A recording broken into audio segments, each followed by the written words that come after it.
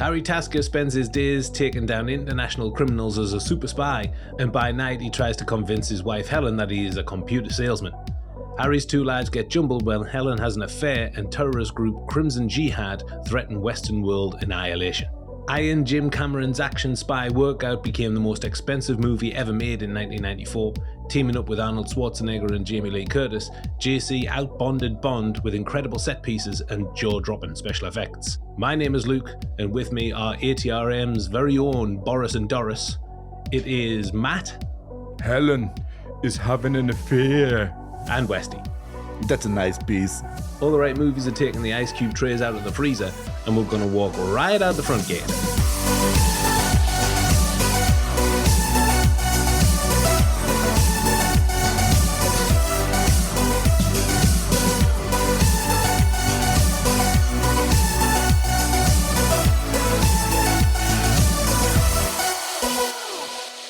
Hi everyone, welcome to All the Right Movies, the podcast on classic and hit films where fear is not an option.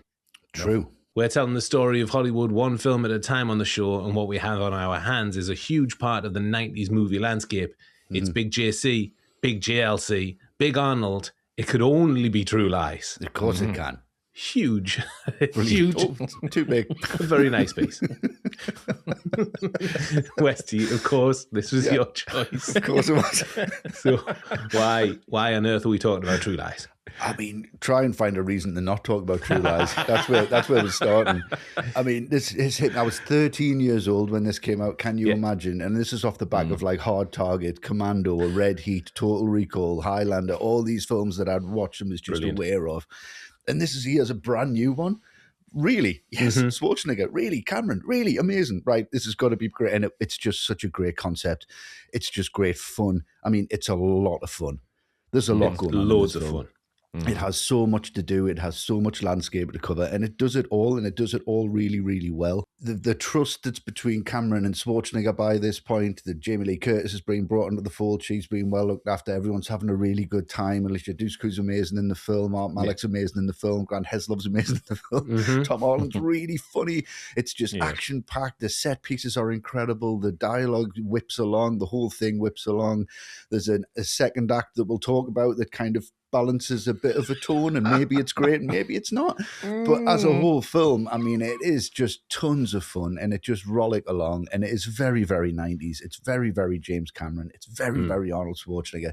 Could this be Arnold's best performance? I don't know if it's his best performance, but it's certainly his most enjoyable, I think, from start to finish. It really is a joy to see. It's a joy to watch and a joy to revisit, and hopefully it's going to be a joy to talk about. So yeah, I'm looking forward to this one. That is undoubted, Westy. Yes, absolutely. Yeah. I think I'm the same as you, Westy. You came out at a glorious time, 1994. I would have been 13, 14. Yeah. And I was movie mad, as we all were. Yeah. But I obviously didn't see it in the cinema. I do remember being part of the Britannia Film Club. Can you remember that? How upper class of you. Amazing. Well, that kind of thing was catnip, because if you signed up, you got 4 VHSs for the price of 1 or something like that. Yes, I remember that, yeah. And I've been nagging my parents for years to join it, and obviously they said no because it's a ludicrous idea. But they finally relented, and I got this, Forrest Gump, Pulp Fiction, Disclosure. Lovely. Something for everyone. Very nice. Okay. Obviously, Pulp Fiction now wore out. Yes. The other two, not so much, but this one kind of sat in the middle. I loved Arnie for years, Commando, Predator, Running Man, Twins, so he sold it to me, really. Yes. I loved the film, but didn't really take it to heart. But it is the kind of action spectacle that anyone would be proud of. Over-the-top effects, huge set pieces, one of the biggest stars on the planet, and I was already huge on Jamie Lee Curtis because of Halloween and Trading Places. Trading Places, yeah. Fish Halloween Called Wonder as well. Yeah, and this great. did obviously nothing to spoil that status, obviously. Definitely not. No. Yeah. Reaffirmed it, if anything, let's be honest. However, I hadn't really seen it too much in the intervening years until we picked it up for double feature for our patrons, maybe about 4 years ago, Westy. Yes, it was about then, yeah. And it did rekindle my love for the film. But it's so huge. It's one of Arnold's best, like you said. Jamie Lee Curtis is outstanding, and Tom Arnold is very, very funny. Very funny. Yes. It's a little bloated. It takes some wild narrative swings. It's got some cultural depictions that are questionable. Very tactfully put. Yes. So carefully defined. That was wonderful. I love that. It's a little bloated. So it's going to be a good show. And Pigneri is back for some outrageous Arnold impressions. Yes. What about you, Matt? Now, this is something that I've been gagging to hear for weeks. Yeah. Keeps in there. I feel I'm only going to disappoint you. Oh, my God. I mean, this one, no, I'm not massively familiar with it, to be honest. I didn't see it at the time at the cinema. I think it must have been a rental like you, like, or maybe on TV. And it just didn't actually stick with me. Right. But not even in a bad way. It wasn't like something I watched where I was like, oh, God, that was rubbish. Why are people going on about this? Just, and I love Arnie and love Cameron. It just didn't stick with me. Right. And then the second time I saw it is, as you were saying, it's when you two covered it on the double feature with Commando, because both of those I'd only seen probably once. And I thought, well, I want to reacquaint myself with them before I listen to the episode. And again, it just didn't stick in the memory, even though that was much more recent. But again, not in a bad way. Not like Highlander, for example, but like, oh my God, you guys have lost your sanity talking about this one.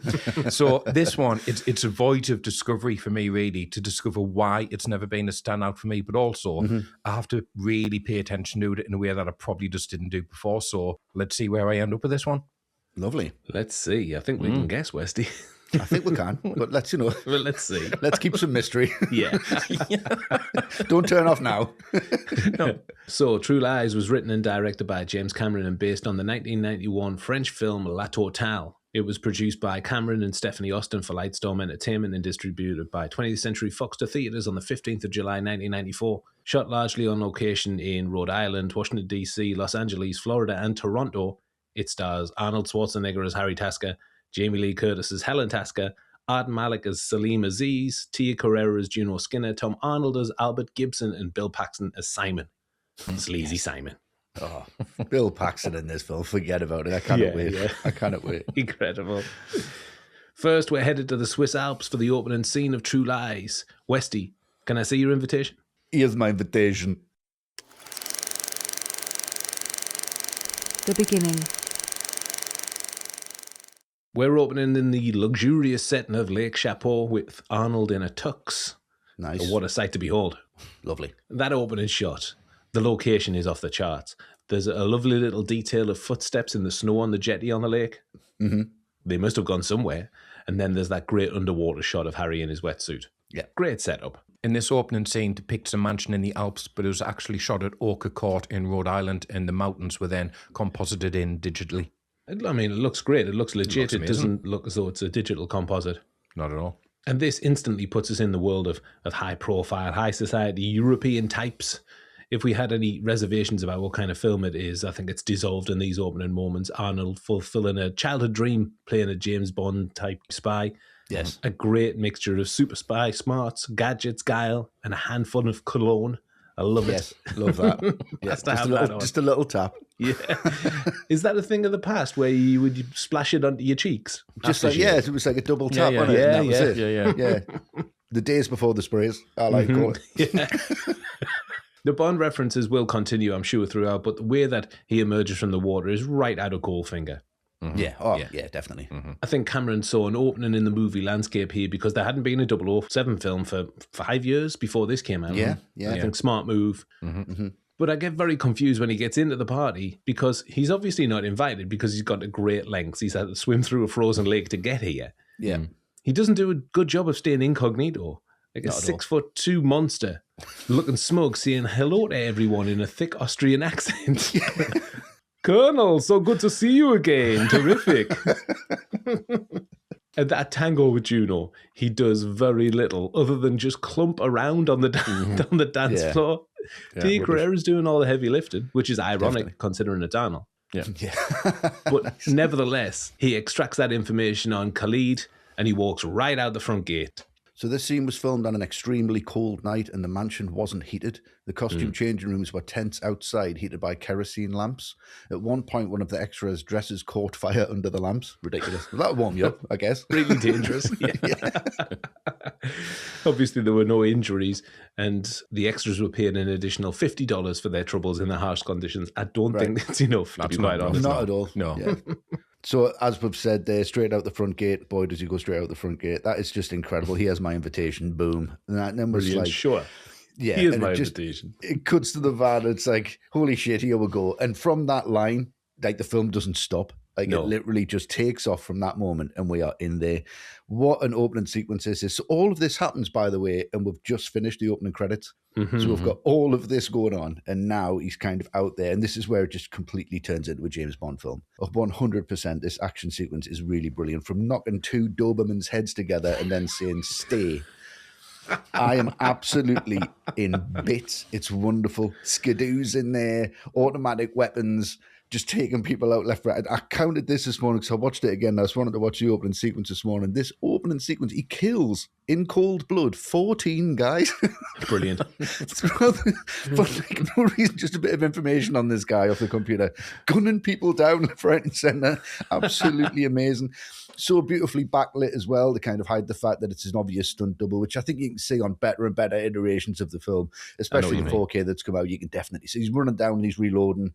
That's definitely a piece, very nice piece, but it's nearly coming off. You know, you can kind of tell, but it doesn't really matter because it doesn't pull you out the film because the editing is just ridiculous. And I'll talk about the editing on any set piece that I'm talking about, to be fair, because it is ludicrous. The coverage is absolutely ludicrous. And the bits when he just turns and he's sliding on his back, still gunning people down. The backwards roll with the snow cuts the guys in the van bumbling around all over the... It's called ice. It gets a little slick. Brilliant. Yeah. They're bouncing around all over the place. But then he comes down and he lands at exactly the right moment. The van comes to a halt and then you've got Tom Arnold. Yeah, great idea. Right out the front gate, huh? And can you lean back for a second, please? Absolutely fucking brilliant. Bang, bang. There's the last two guys down. And you just think, I'm in really safe hands here. I'm going to have a lot of fun. As an opening sequence, it's impossible not to keep watching it. Yeah, I mean, I think it's one of the greatest openings of the 90s. It's absolutely amazing action cinema. Yeah. Yeah, that sliding down the hill backwards, shooting bad guys, that's a killer move. Brilliant. This scene was originally envisaged to be much larger in scope and scale. There was supposed to be a helicopter which Harry shoots down and the burning wreckage falls off the top of a mountain and he rides it down the mountainside. Oh, fucking yes. And they even started construction of the helicopter, but the location was deemed too dangerous even for production vehicles. So Cameron then nixed that idea and came up with what we see in the final cut, which allegedly is only 10% of what he originally conceived. Yeah, 10%. I mean, classic Cameron. 10%. Mm-hmm. Wow. Overflowing with ideas. Yeah, too many. So you've had this huge opening sequence, explosions, gunfire, skidoos, and then you get that great contrast when Harry returns home because this is such a normal, mundane life he's got here, and the contrast just works really effectively. And considering what he's been through the night before, like quibbling about $600 with his wife, that's pretty small fry. You can see why he's happy to just wave that off. Yeah. And you do think, like, is Harry truly happy with both sides of his existence here, or is he just playing this up for the benefit of lying to his wife about it? Because he does sound pretty convincing when he's talking about how great this apparent conference was. But I'll tell you what, though, James Cameron, he loves a bratty teenager on a motorbike, doesn't he? Oh, he really does. That's his shorthand. Teenage rebellion on a motorbike. Worked in T2. Blasting music. Blasting music, headphones on, it's going to work here, yeah, that's fine. Tom Arnold, he's really funny in this scene when he sees Dana about to leave because she's got their helmet on. Boy, I remember the first time I got shot out of a cannon. That's a great line. Great line. You just see immediately these two have got great chemistry. Like when he hands him the coffee, thanks, dear. It's like he's got his real wife and Tom Arnold's his work wife. Yeah. That's great. I mean, as if Helen believes that he's a computer salesman. He's a brick outhouse. He's massive. Yeah. Doesn't really quiz him on it either, to be honest. No, he just gets bored about it. Just you bored. should have been there. That's why I love the computer business. That's why I love the computer business. It's absolutely over the moon with it. Nobody's that excited about being a salesman. No. Nobody. And you mentioned Tom Arnold there, Matt. We're not going to get him in the cast, so I think it's the best place to talk about him now. Yeah. He plays Albert Gabe Gibson, Harry's partner in crime, or the prevention of it. The personification of light relief. Yeah. Oh, definitely. Yeah. Cameron was adamant that he wanted Arnold, Tom that is, for the role of Gabe after his audition. But there were a number of other actors considered, including Dan Aykroyd, Bill Murray, John Goodman, Joe Pesci, and Steve Guttenberg. Right. Guttenberg. Okay. Yes. Amazing. And Tom Arnold, at the time, he was a writer and recent star of hit TV show Roseanne, where he was also married to the lead of that show, Roseanne Barr. And he went into his audition for True Lies without any expectations and said he just wanted the chance to meet Cameron and Arnold. But Cameron immediately saw the chemistry between Arnold and Arnold. Arnold and Arnold, yes, that's going to get very confusing, so we'll try to make it as clear as possible. Yeah. Allegedly, the moment that swung it for Cameron was after the audition when Arnold said about Schwarzenegger, he's not that big, I think I can take him. Cameron was sold from that point. That's probably the funniest thing you can ever say. He's not that big. Yeah. Of course he is. But it proved to be a very tricky sell to the studio. They didn't think he was big enough a star, and also were very concerned about his very public and very messy divorce from Roseanne Barr. Mm-hmm. Yeah. Yes, that was big news, wasn't it? I remember it, yeah. There was a tabloid sensation with stories of domestic and substance abuse, and they were very public of their mutual hatred, and Fox Suits didn't like this one bit. Cameron's response was, I don't read the tabloids, but I wrote this, and he is the guy. They dug the heels in until Iron Jim threatened to take production over to Paramount, and Fox reneged. During their first scenes together, Schwarzenegger told him, Tom, I played the Terminator, but you married her.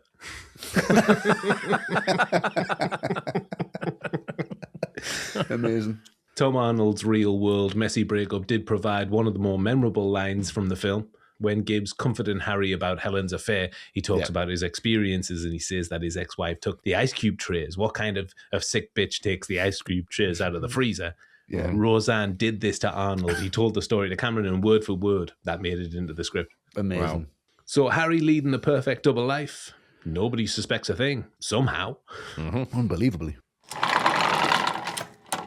Now we're going to be taken deeper into Harry's world and the incredibly dangerous situations that he gets himself into. And I'm kicking things off here with two short scenes that back into each other. Harry doing his day job. Firstly, at the office where they're downloading their boss with the intel they've gleaned from Khaled's computer. Yeah. Their boss is Charlton Heston. And there's so much to say about this. Firstly, the character's called Spencer Trilby, which is a stupid name. Yeah. Stupid. Heston was 70 years old at the time. Why isn't he retired? He looks every day of that age. Yep. He's got an eye patch, which seems a really strange detail, but it's based on Marvel's superhero Nick Fury. Right. Similar mannerisms, the eye patch, but it's so weird. It's just such a striking really Austin image. Powers, this sequence. Isn't it? It really is. The whole thing. And he's got some of the most memorable lines. He says, you really screwed the pooch, and so far you're not blowing my skirt up. But my favourite of all, do you have anything more substantial? Harry, do you have any hard data? Harry, well, nothing you would call rock hard. Rock hard. So far, this isn't blowing my skirt up, gentlemen. That's ridiculous. The dialogue is insane, but really memorable. Cameron made a personal call to Heston for the part. He queried why he wanted him, and Cameron said that he wanted someone who could intimidate Arnold Schwarzenegger. Yeah, I'm sure he would have done that. Yeah, definitely. He is really memorable. And this scene afterwards, this moves the plot forward by implicating Juno Skinner, whom Harry met in Switzerland, obviously. There's a great transition from the back of the limo where Harry's practicing his lines to the moment where he's handing over the business card at the reception. Yeah, there's a plot. There seems to be. And this scene is important because it ties Aziz and Juno together. It puts Aziz and his goons on Harry's tail for the big chase set piece. And more importantly, it's responsible for a line of dialogue that we've quoted for years, often out of context. Very much out of context. Often on other shows about very other much. Films. Yes, very much on other shows. Very confusing. Very much in everyday life, to be honest. We've said this for 20 years. And it's your quote at the start when Harry's talking to Juno about his clients wanting something dramatic in their lobby, and he's walking past this artifact. Harry just casually tosses in the conversation, oh, that's a nice piece.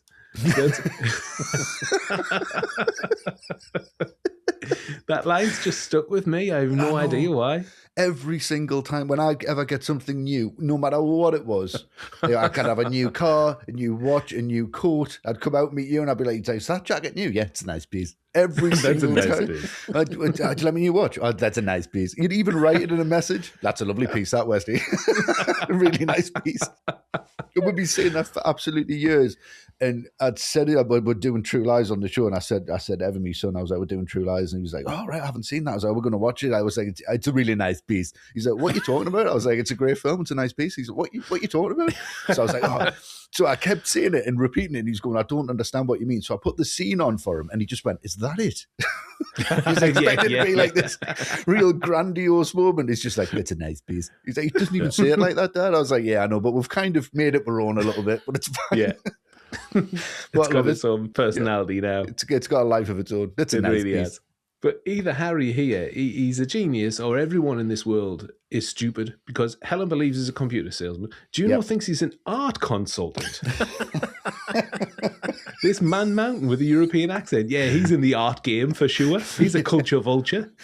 Yeah. He loves Proust. Yeah, none of his lies have anything to do with his physicality whatsoever. It's like, I know everything about art, but I've hit the gym for like 30 years. Yeah, forever. I learn about art at the same time. Like, really? And Valeria Golino of Hot Shots fame was offered the part of Juno Skinner, but she turned it down to start in Greek drama Slaughter of the Cock. Yes, a film with an odd sounding name, and no wonder that it kind of disappeared from consciousness completely. That's not a multiplex, is that one? No, it's not. No. I think she's very much known for that parody, though, isn't she? There's like that Hot Shots parody. I think it might have taken it a bit too far the other way. Might have tipped it over the edge a little. Yeah.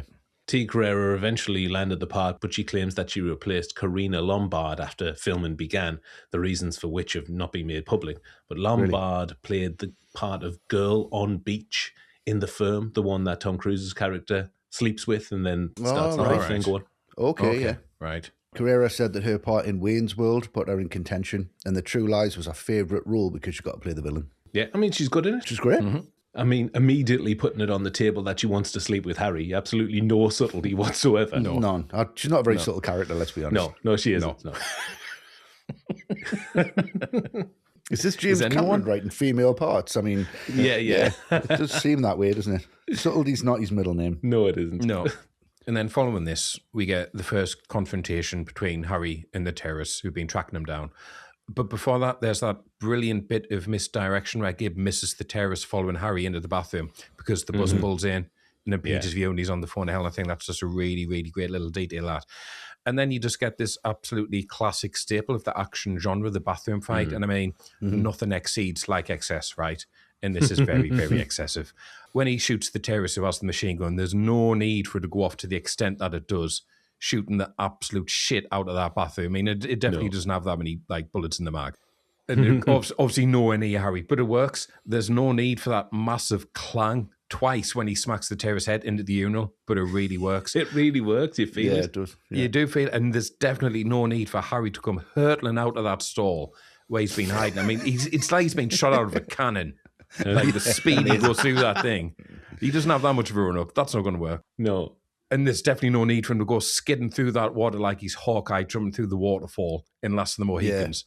But it really, really works. And obviously, while all this is going on, you've got the classic comic beat of that poor guy stuck in the toilet, just quietly trying to do his business, and all hell is breaking loose around him. So all really classic stuff, classic beats, but it all really, really works. Mm-hmm. Yeah, it does. It does. I mean, a bit extreme, just whacking Harry out in the bathroom. Have they done their due diligence or anything like that? Have they checked the exits? Don't think so. Great move, though, with the camera and the smokes, which was set up in the earlier scene. It's great. That's I love that.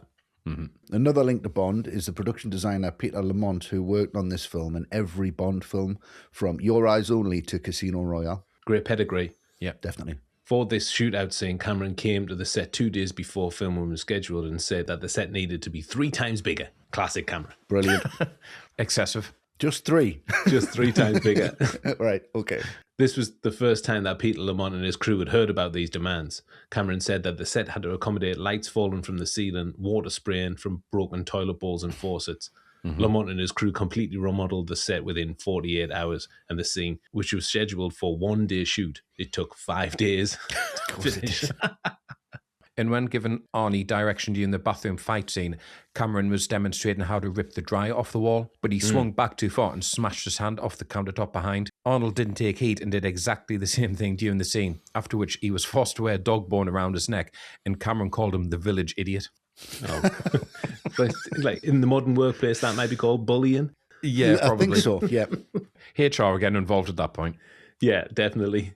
Right, so it goes from this set piece in the bathroom, right, which advances the plot maybe 3 inches, Yeah. I guess.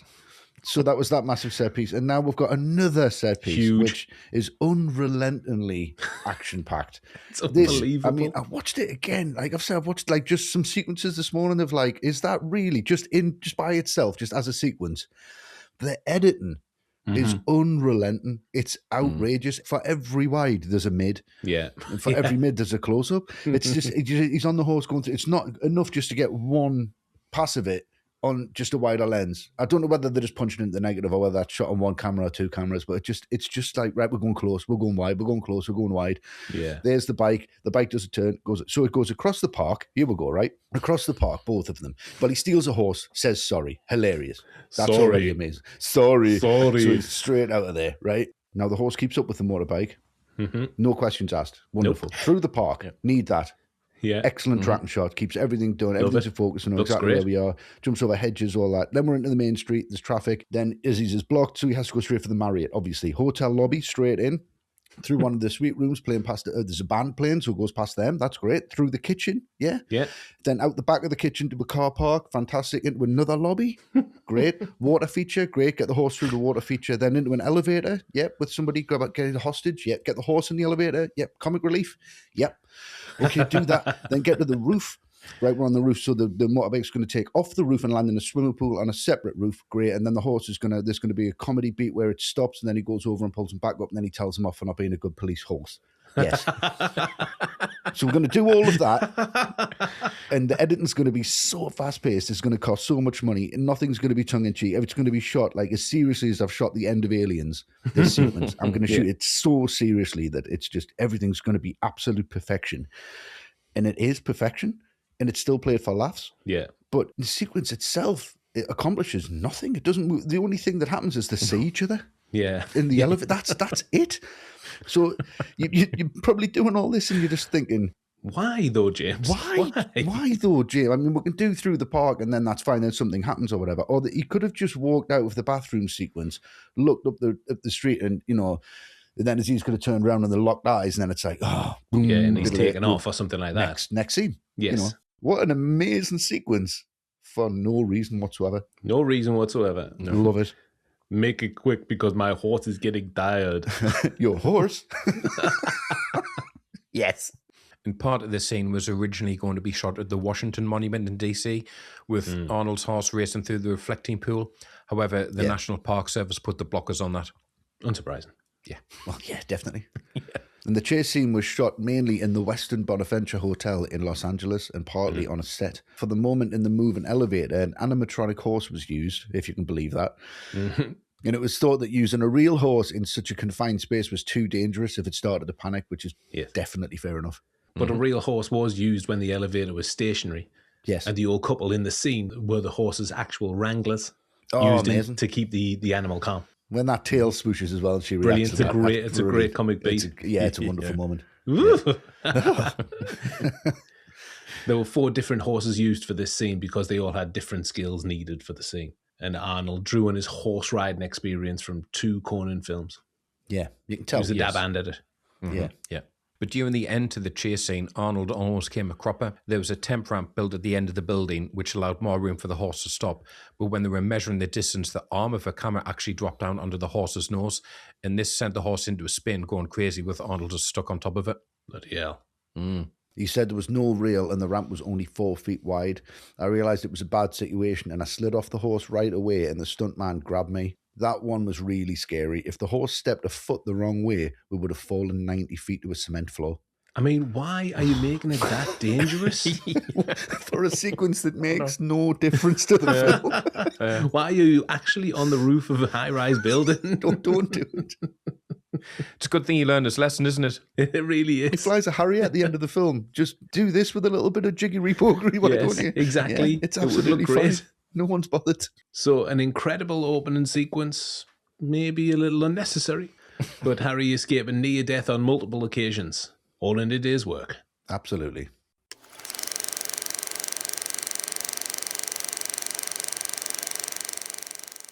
Okay, everyone, here's your invitation to join the secret world of All the Right Movies by becoming a patron of the show. Definitely. I mean, it's not really that secret. We're singing it from the rooftops here. But if this, if this is the first time listening to us, a very warm welcome. Mm-hmm. The podcast that you're listening to now is our flagship show. We do this every 2 weeks, and only the most recent 20 episodes are on general release. The rest are available only to our patrons. There are over 100 episodes in that archive now, so countless hours of entertainment. Yeah, absolutely. We also create 2 brand new podcasts only for our patrons every month. Those are The Watch List, which is our movie review show. We generally talk about new films there. Yes. And you've also got Double Feature. This is where we talk about 2 films that we're not quite ready to talk about on this show just yet. Just like True Lies, Yes. we talked about it about 4 years ago on Double Feature. Exactly. Yeah. And now we're ready. Yes, and now we're ready 4 years on. It took 4 years. Yeah. And now it makes sense. Yeah. Yeah. So all of our different shows combined, we're talking well over 200 episodes. So Yeah. for access to our podcast archive, you can support us on Apple Podcasts and Spotify for our main show, and YouTube and Patreon for everything that we've ever produced, including Double Feature and the watch list. And if that's lifting your skirt up, go to patreon.com/alltherightmovies for the whole ATRM experience. Thank you, everyone. Thank you very Thanks, much. guys. The director. The man in the director's chair, known affectionately as Iron Jim Cameron. We've discussed this on a number of episodes in the past. Yeah. That's due to his questionable behavior on movie sets. He was one of the most successful contemporary directors with The Terminator, Terminator 2, The Abyss, and of course, Aliens. Westy, what do you think of Cameron's work on True Lies as director? I mean, it's pure James Cameron. If you don't keep up, you're out. And what a guy to try and keep up with. I mean, it's just, his ambition is through the roof. And his ability to deliver that ambition is unquestioned, because he will deliver any level of ambition that he puts his mind to. He's that kind of man and that kind of director. And I think if you're not on his wavelength, he will come across as an absolute arsehole. But I don't think he means to. I just think he's just so dedicated to what he wants to put on that screen.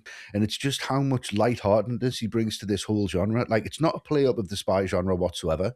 No. Doesn't strike me either that he's using like a 10 camera setup.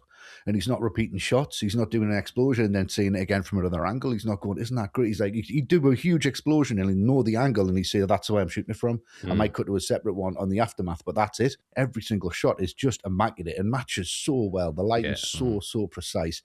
And I think because of its subject matter and its tone, it's not taken seriously enough as a piece of art, as a piece of filmmaking. Yeah, I know what you mean. As a piece of action cinema. It's as good as like the early John Woo stuff. I mean, you can put this up next to Hard Boiled for the action sequences, and they're on a par. They are as good, but it's just because this isn't like, you know, you don't have characters dying and there's not that level of grief and there's not that level of emotion and it doesn't really go very dark. So then people don't take it seriously because it has got such a light tone. And I think that's excellent from Cameron to bring that, but I also think it's derogatory to the themes and also to the film because people will just wave it away as just something, a bit of a rolly eye number. But this was 90s action cinema at its pinnacle. Oh, yeah. This was before action cinema started to get analysed, and boy, does he take advantage of that. He really does, yeah. I just think this is Big Jim doing what he does best. A huge action spectacle on an enormous scale, almost unfathomable. I mean, he may be a prickly character, but he pushes the boundaries in cinema, what is possible from special effects. He's unflappable. I mean, it takes some balls to take on a project like this, the most expensive in history at the time. Yeah. And not only does he not wilt under the pressure, he thrives and delivers pure popcorn entertainment. Every time. Cameron compared True Lies to a military maneuver. He said, there were no easy shots on this movie, and if they were easy, I found a way to make them hard. Yeah, exactly. Brilliant. That's exactly the point, yeah. And that is a labour of love that really pays off. You can feel the scale of this film, and I'm often left in awe of this film. Just some of the set pieces. That opening scene's massive, and it was only 10% of what he wanted. Exactly. The bathroom fight followed by the horse bike chase. It's insane. It may not be necessary, but what a feat. Oh, it's amazing, yeah. The whole bridge explosion, it's the biggest thing I've ever seen. And then he trumps it with that amazing Aziz Dana chase. Yeah. Unbelievable. The bridge sequence isn't even the final sequence. No. Crazy. Yeah. There are just huge tentpole action sequences that leave you gasping for breath and just about recovered before the next one kicks in. I think the awe and the spectacle of the set pieces have to be larger than life so that they can cover over a few cracks in the narrative. Yeah. I'm sure we'll be talking about that later in the writing, but from a set piece point of view, I think few films can rival Cameron's work here. It's really, really something special. Yeah, I mean, what you see on the screen, definitely, from the editing to the coverage, is unbelievable. But the plot does have holes as big as that bridge does. But I'm sure we'll get to that. Yeah. Can't wait for that. Yeah. And Matt, what about you? James Cameron as director here? Yeah, I mean, there's definitely the argument that this is pure James Cameron, but I think you can spin it and actually say it's also at the same time, weirdly, the least James Cameron film I think he's ever made. Yeah, very good point, yeah. Particularly because he's his own Piranha 2, he doesn't even count that as his film. Because everything else he's made, it's been about pushing the boundaries of technology. How can he revolutionize special effects and show us something we've never seen before? How can he make epic action cinema on a scale or with an intensity that's never been done before? And obviously there is action here which does do that, and we're going to talk about it. But at the same time, he really lets the actors take center stage here in a way he hasn't done before, or since really, unless you count just the first half of Titanic. But then you get to the second half and he takes control of that and he's like, right, I'll show you this. Massive. But the first part is all Leo and Kate, and it's the same here. So if Bill Paxton just wants to run riot and give a comic masterclass in his performance, Cameron lets him. If JLC wants to show she can go from dopey klutz to slinky seductress in the same scene, he lets her do it. If Arnold wants to show a lightness of touch and a variety of tones that he's never done before, arguably, Cameron lets him. He doesn't step in and try to overshadow their scenes with constant action. He really lets the performances be. And I think he's actually probably an underrated director when it comes to performances. Because even in Terminator and Aliens, brilliant performances in there. But here, he's just given everyone time to do what they really want to do. So it might be the least Cameron-esque film he's ever made in that sense, but I'd much rather he'd made more of these than just another giant Smurf movie. Yes. Yeah, exactly. Yeah, I agree. It doesn't surprise us that he's gone on to do things with Avatar, because that's where his background is, special effects, pushing it as far as possible. Yeah, I think he just gets bored with the narrative now. He gets bored with a one shot, two shot. He's like, I want to be able to control the lighting as I'm shooting it with the actors over there in a world in here. Then you can see his ambition. It's just he isn't going to come back to like a one camera narrative setup. Is he? No. It's not going to happen. No way. Never going to happen. In 1990, Cameron and Lawrence Kasanoff founded Lightstorm Entertainment and got off to, obviously, a blinder with T2 in 91. Yeah. Massive film. They then released the Abyss Special Edition. That was really successful, and they parlayed that into a major first refusal deal with 20th Century Fox. This is how Cameron was able to make the film like True Lies with a huge budget. Yeah. Fox gave him creative control in return for domestic rights, with Lightstorm retaining the overseas rights. Right. And allegedly, Cameron was primed to make an R-rated version of Spider-Man after T2 from his own script, with DiCaprio in the lead and Arnold as Dr. Octopus. However, production company Carolco wanted to do it on a much smaller budget than Cameron had envisioned, which isn't going to happen, is it? Never going to happen with Cameron. Oh, always more. Always more with Cameron. Yeah. Cameron's Spider-Man film. Wow, that would have been great. It would have been, it would have been something that I would have liked to have seen that. Would have been unbelievable, yeah. So he moved on to True Lies instead. How that came about, we'll explain in the screenplay section, as I and Jim also wrote the film. And the film was initially budgeted at $60 million, but later became the first film to break the $100 million mark. And that's because Cameron had actually under-budgeted for the huge-scale action set pieces and visual effects. Yeah, incredible. I mean, they were breaking new territory, so a bit of guesswork was understandable, I suppose. Yeah. In the costing of things. The whole production unit moved across 6 different cities in the US at some cost, and there was an earthquake in Van Nuys in January 1994, which disrupted production. Cameron also cited CGI changes required in post-production that increased the budget. Yeah, he said like little fiddly things that just mounted up and mounted up. Yeah. And obviously, we mentioned it in the intro there, but a James Cameron film wouldn't be complete without stories of him being a generally dislikable person, making outrageous demands. Yeah. And this is no exception, although maybe not as outrageous as previous Cameron films. Maybe he was mellowing as he got older. Yeah, there were still flashes of the old Iron Jim in there. There were reports of him threatening to fire crew for taking bathroom breaks, and he also did multiple takes, much to the fury of some of the cast. Yes, a lot of them didn't like that. Multiple takes of scenes. Peter Kent, Arnold's stunt double, on the majority of his films in the 80s and 90s, said that he almost got into fisticuffs with Cameron. Kent said that Cameron had to go at him for hanging out with Arnold and smoking cigars in his trailer. Kent said he asked Cameron why he was acting like a spoiled child in front of his crew, which enraged Cameron. He got on his tiptoes and cocked and punched him. Brilliant. In Kent's own words, I said, you get to throw one and I get to throw one, okay? He blinked at me for a couple of seconds, but he knew who would win that contest. So he just walked away telling me that my dive from the exploding tanker into the harbour had better be a 10. He said, I think that was the first time anybody ever really stood up to him. I mean, hardly surprising. I would imagine Peter Kent's a pretty big guy. Yes, I would imagine so. Yeah. I'm going to close with a quote from the big man describing his creative process. He says, what I'm good at is working with actors to create scenes and then editing their performance to get the absolute best vibrating version of that scene and then share that with the audience. Yeah. Kind of rare moment of almost modesty there from ING. Wow. Almost, Very nice. yeah. The cast. Our cast list includes the York, JLC, and a respected British character actor, and I'm starting off in, of course, the obvious place. Arnold Schwarzenegger, who had dominated the 80s with his action workouts and tried to go in the opposite direction with Twins and Kindergarten Cop, and now he was back on familiar ground. Yeah. And what can we say about the big man? Arnold is numero uno yet again. Of course he is. He is a formidable force, an imposing figure. Physically, he works in all the action sequences, snapping necks like there's no tomorrow. That's classic Arnie. Yeah. Yes. After the truth serum scene, when Harry and Helen make their escape, Harry flicks up a gun from the ground by standing on a length of wood. Oh, It's the greatest move that Arnold's ever made. it's amazing. It's an AK-47 as well, isn't it, if I'm not mistaken? It's such a cool move. Yeah, it's great. And despite my issues about nobody in this world batting an eyelid at anything that Harry says, it's all taken as gospel. I'd say that this is by far and away Arnold's best performance. You mentioned at the top, Westy. You think it's up there. I think it is. It's the action stuff, of course, but he shows decent comic chops. He traverses a few ranges of emotions here. Yeah, yeah. There's obviously question marks as I'm saying these things. A few ranges of emotions. Yeah, a few. Maybe yeah. there's an inflection in my voice. He gets a bit glassy-eyed at one point, which is good. Yeah. I can certainly feel the sickness that he feels in the pit of his stomach when he finds out that Helen is having an affair. Yeah. And I do buy that he wants to save his wife and child at the end, for certain. Mm-hmm. And I think this was just a perfect vehicle for him because he tried to diversify from the end of the 80s to more comedic roles, but his bread and butter is action. This film is the perfect blend of the two genres.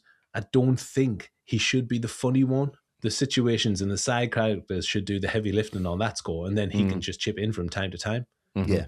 And I think this is the perfect balance of those two genres. Very funny when Helen asks if he's killed anybody. Yeah, but they were all bad. Yeah. Amazing. That whole sequence is great. Yep. Great. It may be difficult to hear, people listening, you two fellas, but this is Arnold showing a range of emotions from drama to action to comedy on top form. Although, a range of emotions, drama, action, comedy, action for certain, but I do use those words loosely, but he certainly gives a performance that I don't think anybody would have seen possible in 1984 when he was played the Terminator. That's a very good point. 10 years later. Yeah.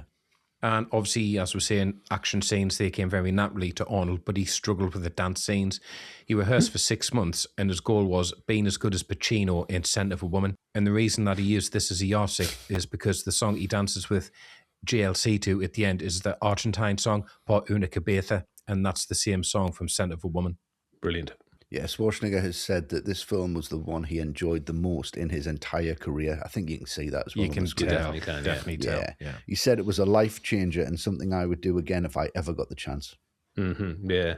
However, he did get frustrated with Cameron's multiple take approach that we mentioned earlier. Yeah. When asked if he would work with Jim again, he said it depends on how long he wants to shoot one scene for. Exactly. You can see that, though. He's got so much coverage of everything. It's outrageous. Yeah. I think Arnold's he's just a great guy. He doesn't take things too seriously. He's always quick with a quick-witted quip.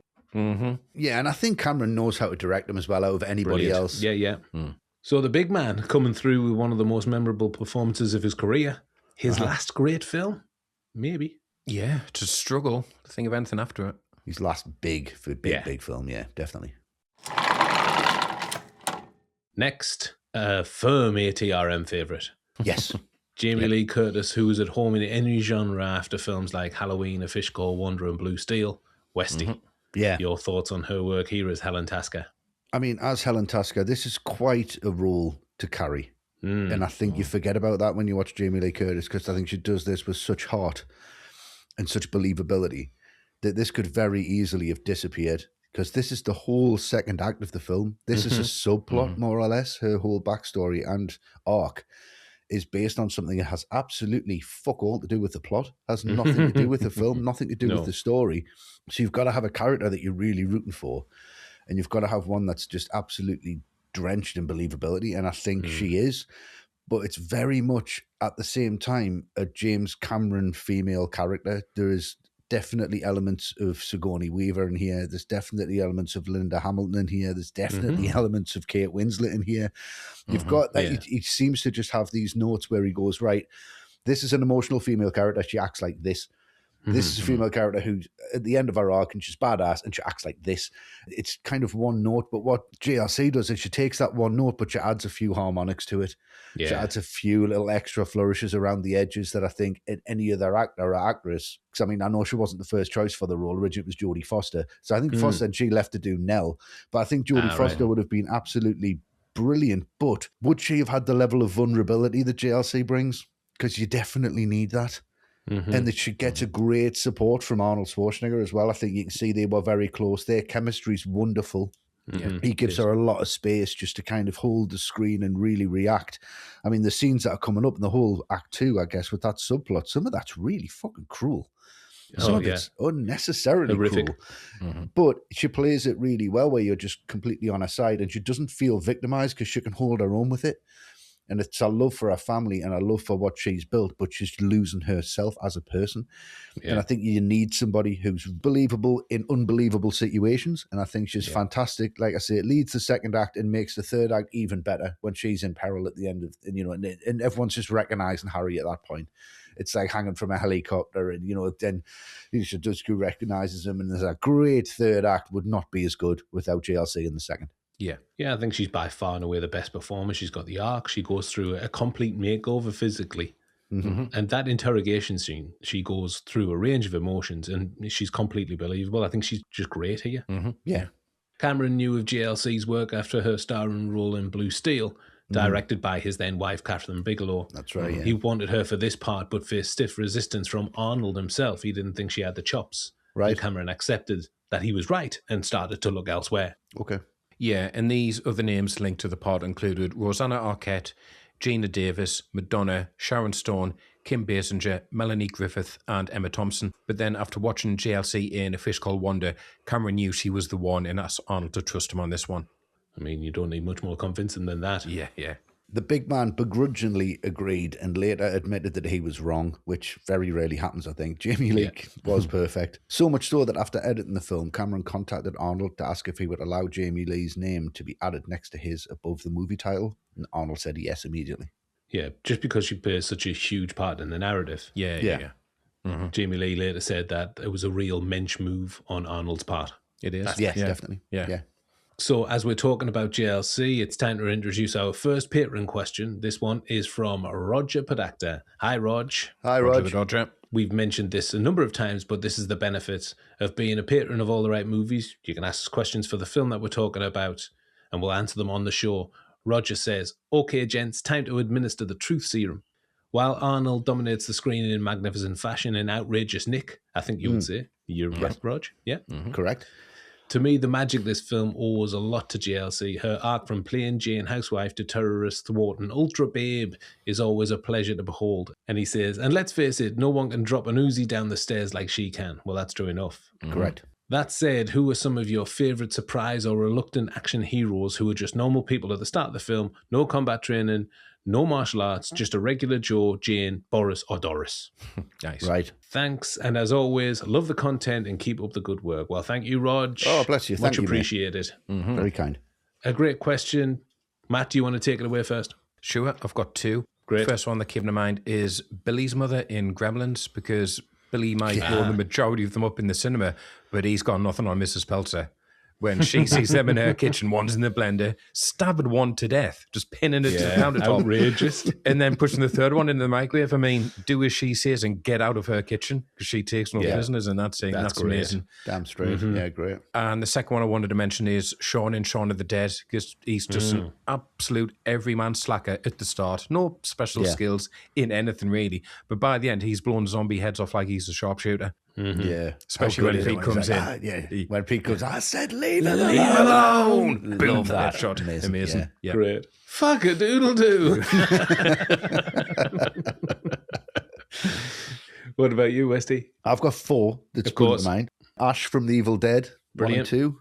I think that's brilliant. If you don't know that journey, just go and watch them, because I'm not going to spoil it for incredible. you.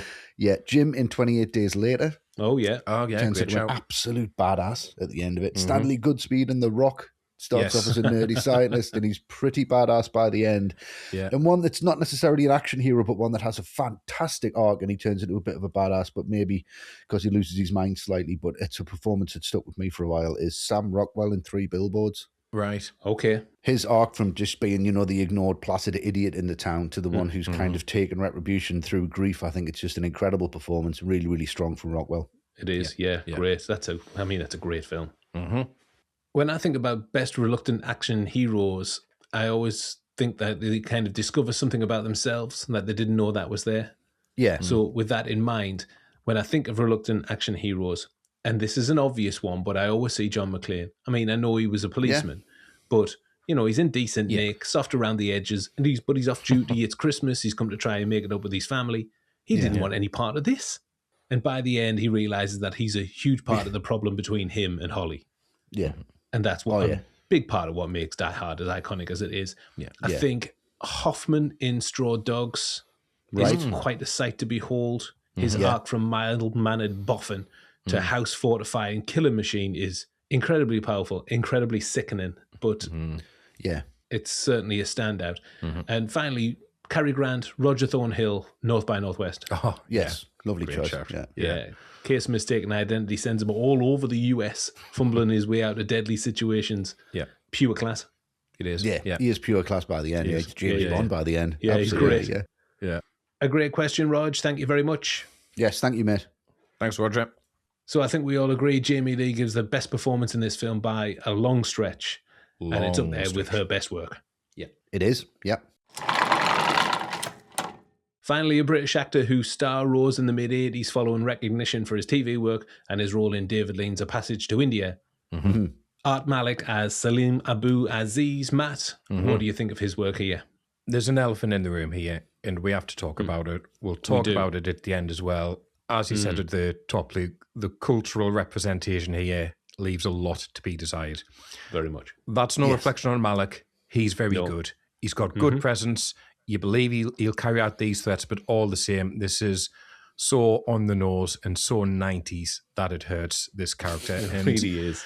You can't just give him one line where he says, we're doing this because they are murdering our women and children. And you can't then lean back and go, there you go. That's giving him some depth. That's morally ambiguous, isn't it? Sorted. No issues there. Because when he says it, he's ranting and he's raving. Like 90% of his scenes, he is dialed up to 11 and there's no nuance to this character. It's just, these are scary bad guys because they're Arabian. They have a different skin color and they're not like Faisal. Faisal, he's American now. He's got all the American ways and he talks like an American, so he's okay. It's just, these guys, they're foreign. And they're all a bit stupid and they're a bit scary at the same time. But like I say, it's not Malik's fault. He's a very good actor. He's done loads of good work and he is good here. Yeah. But he's just given such a cliched character to work with. And it's just emblematic of one big kind of glaring issue with the film. Yeah, it is. It is. And you're talking about Faisal there as well, Matt. Yeah. I mean, that's played by Grant Heslov, who's Jewish. Yeah. There's just a big problem there for me. Massively, Yeah, big question marks over that. Yeah. And Cameron had actually seen Art Malik in City of Joy, which is Roland Jouff's 1992 drama, and he offered him the part without an audition. But Malik was no stranger to the spy genre, having starred in Timothy Dalton's first Bond outing, Living Daylights. Living Daylights, Yeah, great. Malik took the role mainly because he'd been out of work for over a year and owed a sizable lump sum to the Inland Revenue of over 30 grand, allegedly. Ouch. Wow. Yeah. He'd been out of work because he'd hit the bottle hard after his success in the mid-80s. Right. And he'd also ran up over 50 grand's worth of debt on credit cards as well. And this gave him the kiss of life. It changed his career trajectory. It made him reconcile with his wife. A wonderful story. Yeah, he's a great baddie though, isn't he? He's fantastic. He is. He is. And the material doesn't really serve him or serve his talents as much as it should. Not as much as he does some amazing acting though. It's his dialogue that lets him down. I think everything, he does some incredible double takes and there's some incredible looks. Like we'll get into it there are, towards the end of the film, but he's fantastic in most of it. He is. Yeah. Like I say, he's got a real presence to him, which helps. Amazing. So a good mix in the cast, not to mention the likes of T. Carrera, Tom Arnold, and of course Bill Paxton. Oh, Yes. Malick does decent work, underserved by the material, but it's Arnold Schwarzenegger and Jamie Lee Curtis that make the film what it is. Absolutely, yeah.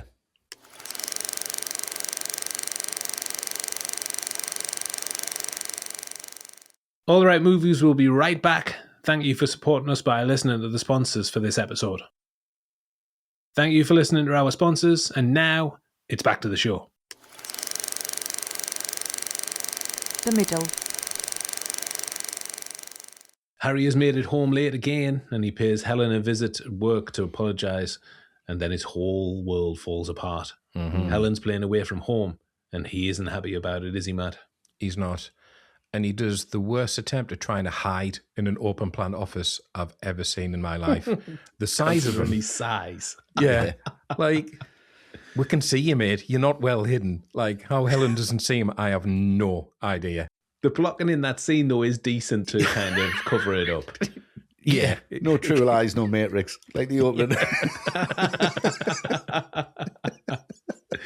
But then he breaks the news to Gabe, and he's just the worst friend to have in this situation. You're welcome to the club, man. You'll get used to it. Yeah. And his rationale of how he's going to get over it, we're going to catch some terrorists, we're going to beat the crap out of them. You'll feel a hell of a lot better. That's such a funny line that really, really made me laugh. And it's what we've been seeing, though. Arnie does have a comic sensibility to him. It is genuinely funny seeing this huge guy who we've seen doing huge things be so physically wounded by this. Nearly wandering in front of the bus. And then it's this plot turn, which is great. Like, a guy in his position, he can do all the surveillance. He wants to protect his country.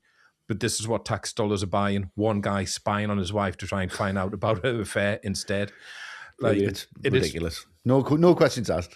No questions asked. Just use whatever resources you want. It's fine. Yeah, do whatever you want. I know you're supposed to be tracking down a terrorist cell, but no, we'll just do this all day instead. I mean, is this...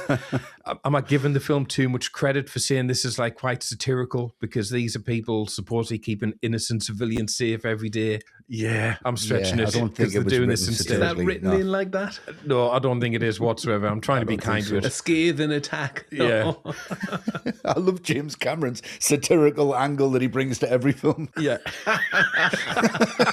He's like Armando Iannucci at times, isn't he? He is.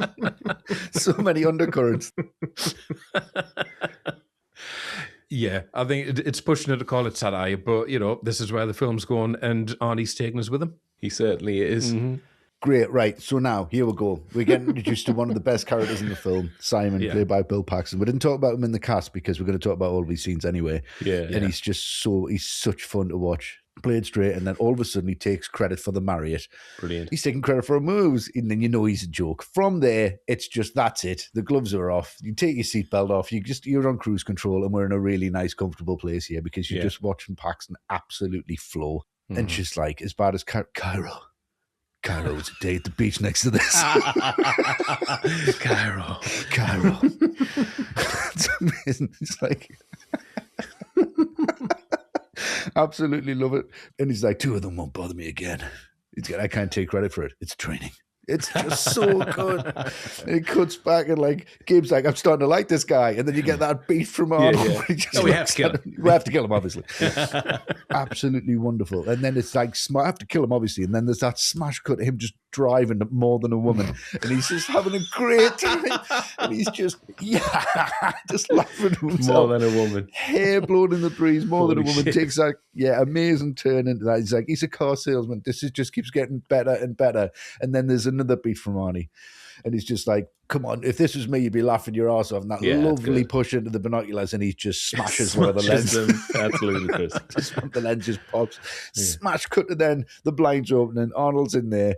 She likes you too. Amazing, right? His patter is absolutely unbelievable.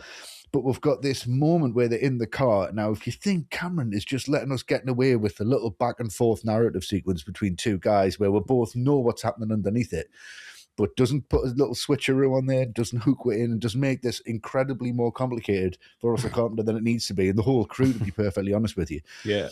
That one side to the other where Simon's just explaining his whole plan, everything that he does. He's laying it on the table. This is what you do. And it's not just, to tell you the truth, doesn't even handle that great. That's not what it's about, is it? And his dialogue, I'm not going to repeat any of his dialogue here because it's absolutely disgusting. It's really ridiculously disgusting of just like, I've just met this guy. He's awful. He's just horrible. Laying it on thick, really thick. It's what you want, isn't it? And it's just like, not really. But then he's like, well, you've got to have an angle on it. Right, and as soon as he mentions the word angle, the camera moves from Arnold's side of the car because Paxton's driving. And watch it again. It tilts over the top, comes across the windscreen, and takes you completely into Simon's world. Yeah, great. So it's just like you've got to find an angle on this. As he's explaining it, camera's up, over the front, and right down the other side. Great. That's unnecessary. Just cut from one to the other side, and that's fine. But it's wonderful, and that's what Cameron means. It's like you don't lose track of this part of the film because it's shot like an action sequence. A dialogue sequence of the car is shot like an action sequence. Yeah. And he said, I can't tell you, it's a secret. Then we'll smash cut the hot dogs and that. I love that bit. Just chilling out. Like, it's classic, isn't it? It's like being in every film that you see, like every buddy cop film. It's in Lethal Weapon, it's in Red Heat. It's in like all of them moments where they just stop for a second, not Dragnet, where they just stop for a second, have a hot dog, and there's kind of backwards and forth with each other. And it's so, what about the husbands? Dickless. They took care of business. I'd be out of business. Out of business. It's got shit all over his face. It's just absolutely class. And the great thing about that moment is Simon's absolutely stuffing his face, confident. Harry's just holding it in the tinfoil. Yeah. Hasn't even opened his hot dog. He's not having it, not interested. He's just sick to his stomach with this guy, just listening to him. And it just gets to that point where he's driving back and he's like, can you keep it under 90? I'm still trying to pay for this dental work. That's amazing. And it gets to that incredible moment, and you know what I'm going to say is that smash cut from him punching him in the face. It just comes in and there's just that bang, and his head falls back and he's bleeding in exactly the right position, and you just, first time you watch it, you go, fucking hell, he's killed him. I can see why he's done it. And again, it starts with a close-up into Arnold's face and comes back out again. Just for a split second, you think, it's quiet. And then there's that laugh. It's booming over the top of the soundtrack. He's just about to find out whether he slept with her or not. And he's like, hold on, you're going to miss the turning. Watch that camera move again. When he turns into the lot, it's just whoom, comes past like on a crane. It takes your breath away. But it's just a dialogue sequence when he's trying to find out if this guy is sleeping with his wife. It's just incredibly well paid. What an introduction to this character. It does feel like a separate film almost. Yeah. But for me, I always love this introduction to Simon. I mean, it's amazing. If Paxton wasn't hamming it right up and being incredible, then you'd be left thinking, a tough watch, wouldn't it? Why are we doing this? Yeah, exactly. In early scripts, the character of Simon was the main bad guy. The bumbling idiot act was just that, an act. Paxton was disappointed that his character changed, but was persuaded by Arnie to stay on board. Yeah, I mean, it's a small role for somebody like Paxton. Yeah. And you'd be forgiven for thinking that a lot of the work going on here from Paxton was improvised, considering the loose nature of the performance. He's all over the place. Yeah. Even Cameron thought a lot of it was off the cuff. But after his death, Cameron said, he once showed me the margin notes in his script for True Lies, and I was stunned to see that the broadest, most improvisational semen gestures of his Simon character were minutely detailed, like an astronaut's checklist. Amazing. Wow. Amazing. Well, I'm sure we all have a fondness for Bill Paxton, still very much missed today, taken too early. Yeah. And Cameron said at his memorial, I am not a warm and fuzzy guy, but I regret that I didn't tell him that I loved him. Oh, that hits, feelings mutual. Yeah. Mm-hmm. Yeah, definitely. So from this scene, it's all happening between Helen and Simon. She's been taken in by this act. She's seduced by the lifestyle. She wants to break free from her domestic jail, and she's taking the plunge. Mm-hmm. She is. Amazing. Harry gets the transcripts of Helen's conversation, despite some resistance from Gib, and he's furious. Yeah. This moment where Harry gets out of the car and demands the missing page was shot 20 times. Tom Arnold misses his lines in the first 2 takes. He got them on take 3, but Cameron insisted on another 17 takes with improvised lines. Wow, yeah. I suppose he's got the comic chops. He can do that. Oh, yeah. Yeah, exactly. The one that made it in the final cut was "My turn to drive," which is a funny line. Mm-hmm. Yeah. Similarly, Tom Arnold also did 15 improvised takes of the moment in the Tasker house. You mentioned it earlier, Matt. Mm-hmm. He improvised line after line, and the one that's in there is, I remember the first time I got shot out of a cannon. Great line. Yeah, loved it. That is. And actually, during this scene, Arnold punched the wrong car window, and with that take in the film being him actually putting his fist through a real car window, and therefore Tom Arnold's surprise reaction is genuine. Wow. Yeah, amazing. Give me the goddamn page! I love that. So funny. And after this, Harry pulls in the big guns from Omega Sector to bring down Simon and Helen, and everybody is on board. Imagine the resource and the money.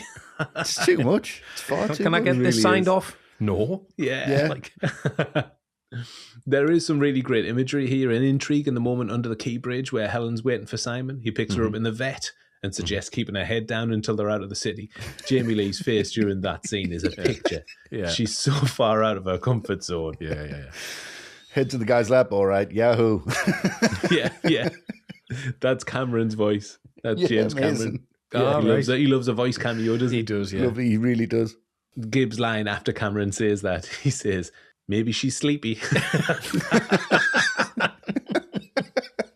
That's great. It is great, yeah. And this is where Simon sleazes his way into Helen's affections. He needs her to be his wife on a covert up to Paris, with a quick stop off in London as well. Yeah. The two actors here are amazing. Paxton's playing Simon with so much sincerity and kind of appreciation that Helen's putting herself into harm's way. And Helen's a bag of nerves. Curtis really showing Helen's vulnerability in this moment. The two actors playing off each other really well. They do, But she says, it's been a long time since anybody but Harry has touched me like that. And Simon's response, I know, it's awkward for me too.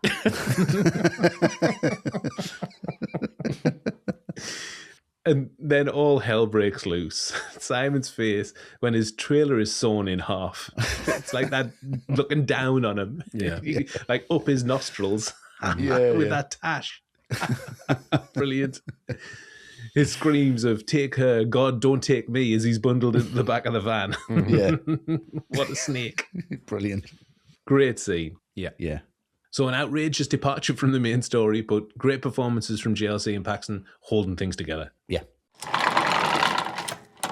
Instead of showing a little understanding, Harry psychologically torments Helen before sending her on a cruel mission. And Westy, we're starting with you here. Yeah, I mean, this is cruelty, let's be honest with you. And it's very much like, every time I watch it, if it wasn't Jamie Lee Curtis absolutely nailing the end of the scene, it would be incredibly hard to watch. But now I know what's coming.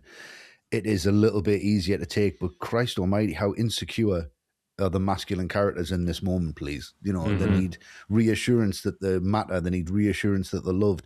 They can do anything they want, but she's got to toe the line. She's got to be in the house. She's got to look after the child. She's got to do... It's really, really Stone Age. Very one-sided, very one-note, very sexist, I think, on that hand. But there are some great moments in here.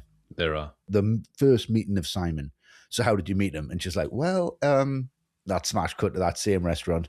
Walks past and he's disheveled slightly. He's got that. He must just carry that everywhere because he's got all the crap in it. It's just all these there's so much stuff in there. It's brochures amazing. For like different countries. Kuwait.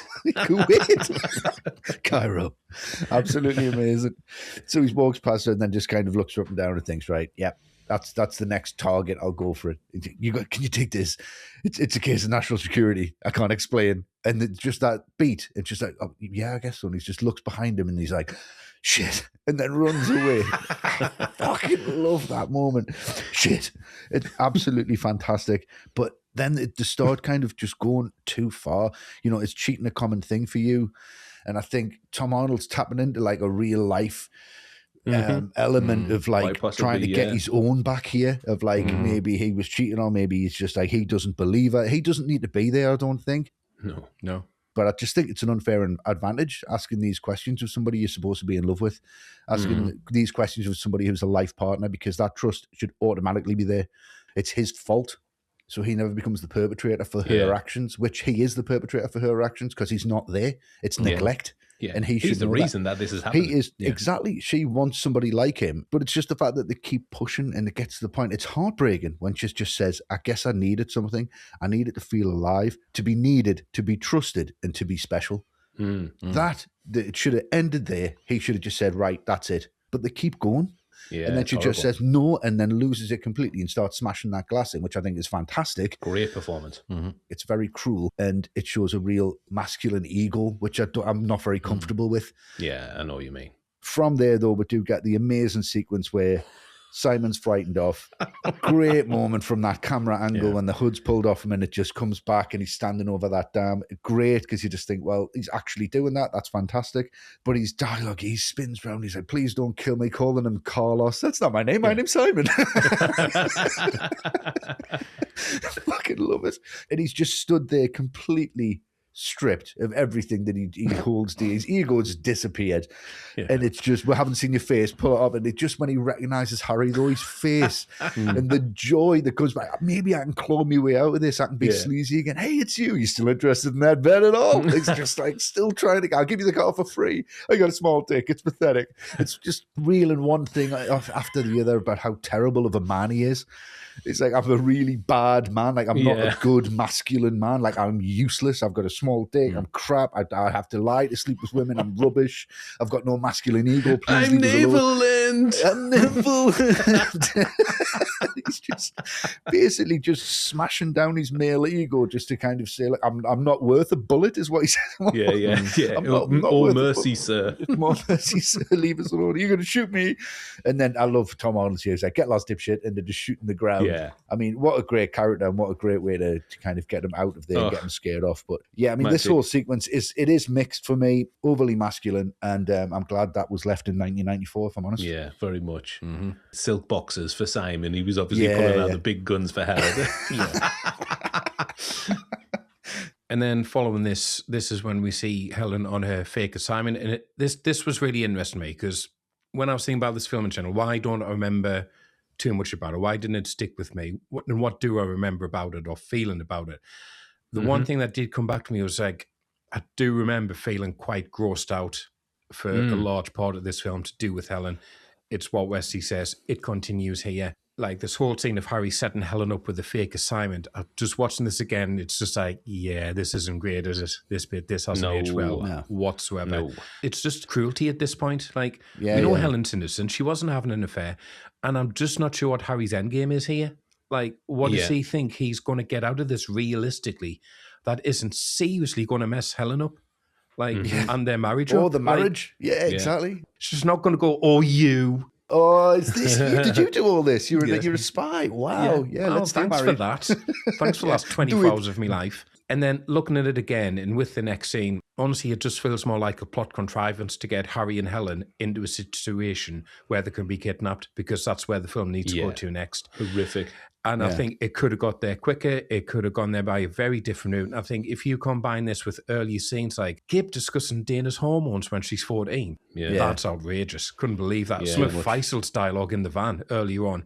There's a really unpleasant, leery nature to some of this film in its discussion of women. What saves it, as we've been saying, though, is how good Jamie Lee Curtis is here. I mean, that transformation she gives herself, ripping off shreds of her dress, using the water from the plant pot to slick back her hair. It's like Sandy at the end of Grease, like unrecognizable. It has that kind of vibe. But it's that little stumble she does when she gets to the door. Just to remind you, she's still just the same awkward, klutzy Helen underneath all this. Doesn't make this scene worth it, though, just that little bit. No. Yeah. And you can tell that was Jamie Lee Curtis' idea, not James Cameron's. Yeah. Oh, yeah. 100%. So it is up to me to tackle this awkward scene where Helen is on her mission. Harrier has her right where he wants her, which is an incredibly vulnerable situation where she's undressing and doing this striptease for a complete stranger. Who knows what might happen after this? Exactly. What husband is putting his wife through this torture? Yeah. This is awful. Tone deaf writing. It's unbelievable. This is the choice that you made. It's crazy. And this was huge at the time. It caused tongues to wag when it came out. And, God bless Curtis. She's in smashing Nick. Great movies. Great physical comedy. But bloody hell, what is everyone thinking? Everyone involved. It's shameful. And afterwards, when she's lying on the bed, this must be her worst nightmare come true. But Harry, being a fucking idiot, thinks it's an opportunity to seduce his wife by stroking a rose up and down her body.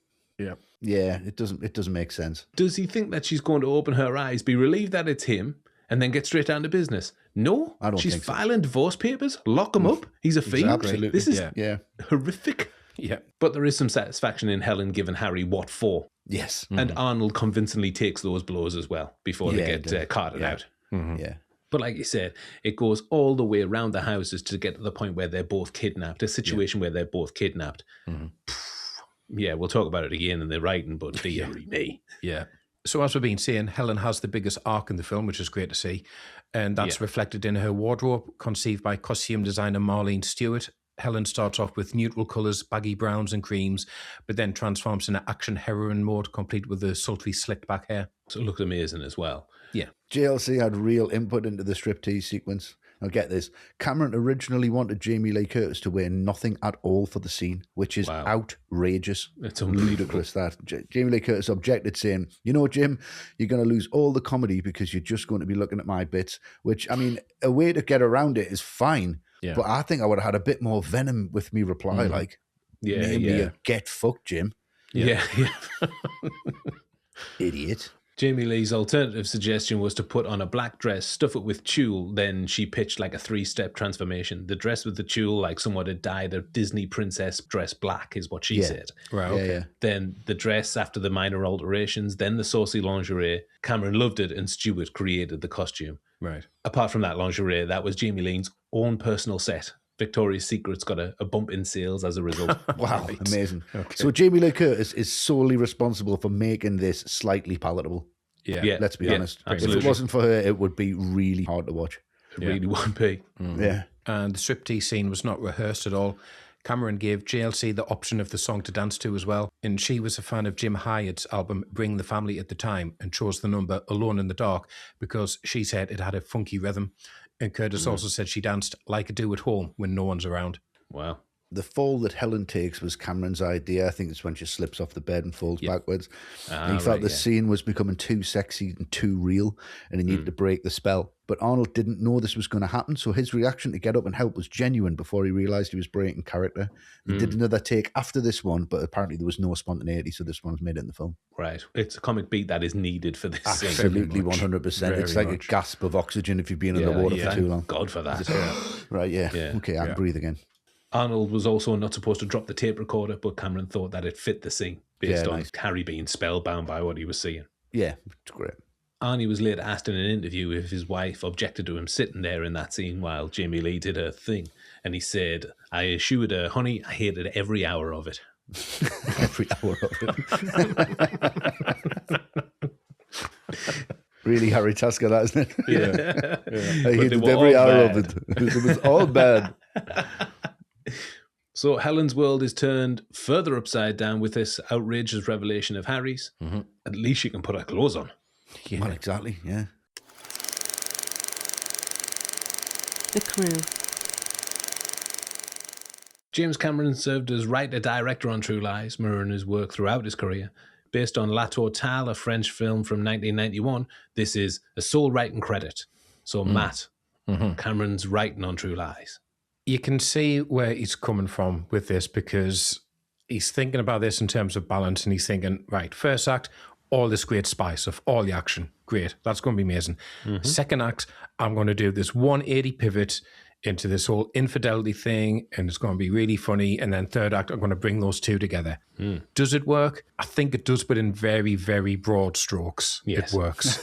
It's, it's the broadest paintbrush you've ever seen in your life. The writing of this to bring it together. Roller? It is. Yeah, it's one of those.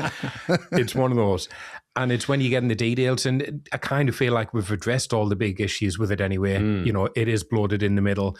It's got a real misogynistic streak to it. I mean, if Cameron is looking at this going, right, I'm going to take the Bond films and I'm going to do bigger than Bond has ever been done before. Great, but do you not want to maybe take out all the misogynistic crap from the Bond films at the same time?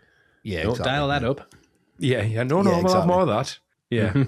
Same with the stuff about Art Malik's character and the general kind of cultural representation there. Having said that, there is some good stuff in here, and it's mainly the comic writing that really works. You know, as we've been seeing, we going along. Yeah. There's loads of funny lines in here. The characters are funny and they work well together. But like I say, it's very, very broad strokes. Yeah, broad strokes, yeah.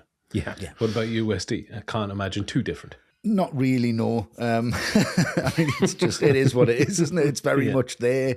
It's not trying to say something it isn't trying to say. It's just trying to say exactly what it says. Yeah. And that's fine. And I think he's dodged a few bullets, notably by casting Jamie Lee Curtis, who makes it ultimately believable and humanises everything about it. She does, yeah.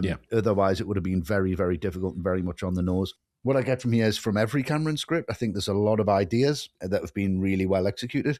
It's a great use of the genre, and it's played straight when it's needed to. And like Matt says, there's them comedy beats that really work, that you kind of look forward to their moments.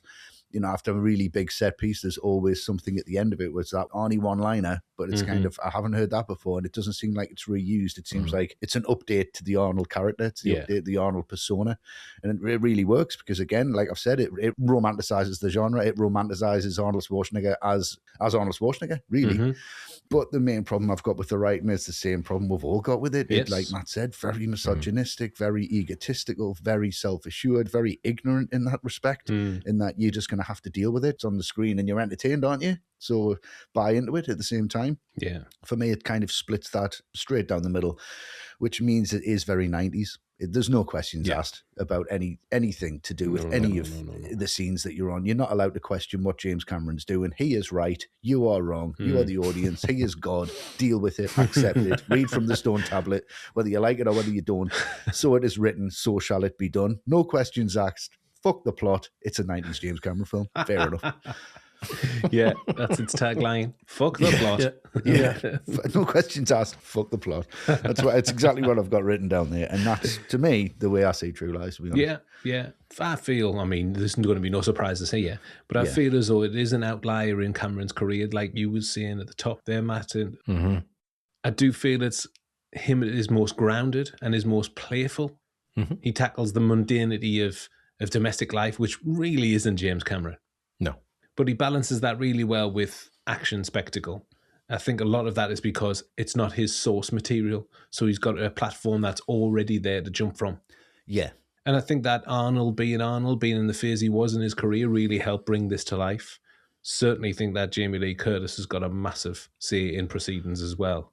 Yeah. And the reason that it does work, despite a lot of things working against it. You know, it may be him at his most playful. It may be a wonder to watch the action sequences and see Arnold at his best. There's a lot of great lines, some comedy, and some of the beats work for me in the main, like in the writing.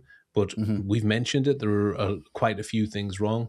It's just so bloated. It could do with like a 20-minute tune-up, trim 20 minutes off, and you're on to a winner, I think. Yeah, I just think a more subtle act two. It's rewrite act two. Yeah. And rewrite them both joining together. There's something in there that could be really interesting. Take those scenes with Simon out. And I'm reluctant to say because Simon's a great character, but go from Harry finding out that Helen is cheating straight into bursting into Simon's trailer. Nothing in the film changes. Yeah. No, nothing. Yeah. And a real problem with Harry's behaviour towards his wife. I mean, he's been lying to her for years, which is, horrific in itself. But then when he finds out about Simon, he psychologically abuses her, puts her in this horrific situation that she's got to be objectified. And as far as she's concerned, potentially much worse. Yeah. Why on earth is she still with him at the end of the film? And he's been a spy for 17 years. So he's been a spy for 4 years before he meets Helen. So he knows that he's going to have to lie to her so their whole relationship is based on lies. Yeah. And she brushes that off. Yeah, she does. She's like, oh, fine, 17 years. Hold on a second. That's fine. Do I even know who you are? Outrageous. Yeah. It really doesn't sit right with me. It doesn't sit right with any of us. On the surface, the film works well, but delve a little deeper and it just crumbles. It falls apart. Yeah, it does, yeah. As we mentioned, True Lies is based on the 1991 French spy comedy La Totale. The French film is more satire and dialogue based. Obviously, it doesn't share the action chops that James Cameron can bring to the table. What does? In the original film, the end goal for the baddies is to blow up a football stadium in Paris. But a lot of the beats are the same. Simon is Helen's prospective love interest. He masquerades as a spy, but is a second-hand car salesman who lives in a caravan. The Simon in this film poses as Carlos the Jackal in the final scene, where Francois and Helen are now working together as secret agents. So it really does follow the same path. Yeah. And it came to Cameron's attention from Arnie himself. Arnie's brother-in-law, Robert Shriver, showed him the film and he loved the secret agent side of it and thought it was a perfect vehicle for James Cameron. Cameron was attracted to the double life narrative initially, which asks the question, who would James Bond be if he got home and had to answer to his wife? And Shriver was given an exec producer's credit as a kind of finder's fee. I mean, that's a really broad idea, isn't it? Oh, very broad. And it's a very broad film. Really broad. There's some money for a really broad idea. I know, it's crazy, isn't it? I wish I was in that situation. Maybe shit I'd come out with. I'm a billionaire by now. Somebody somewhere's got to be listening, Westy. I know, hopefully, right? As this was his first foray into comedy, believe it or not, Cameron hired a writing team to assist him on the jokes in the screenplay. He was dissatisfied, however, with the team's effort and threw out their draft. He started a new draft from scratch, retaining only a couple of the gags from the writers, one of which being the "you're fired" line from the end. Yeah, that's all they came up with. Yeah, you're fired. Again, get me in there. There's a few more I could have come up with, I'm sure. Yeah. In an early draft of the script, Harry finds out that Dana is playing hooky from school to play in her boyfriend's band. There was a scene where Harry drives Dana back to school and they both sing the song that the band were rehearsing, which is Sunshine of Your Love by Cream. Oh, nice. Right. A nod to this is when Dana is listening to the song on her Walkman when Gib comes in the house, although that's a cover, I think. Yeah, it is, yeah.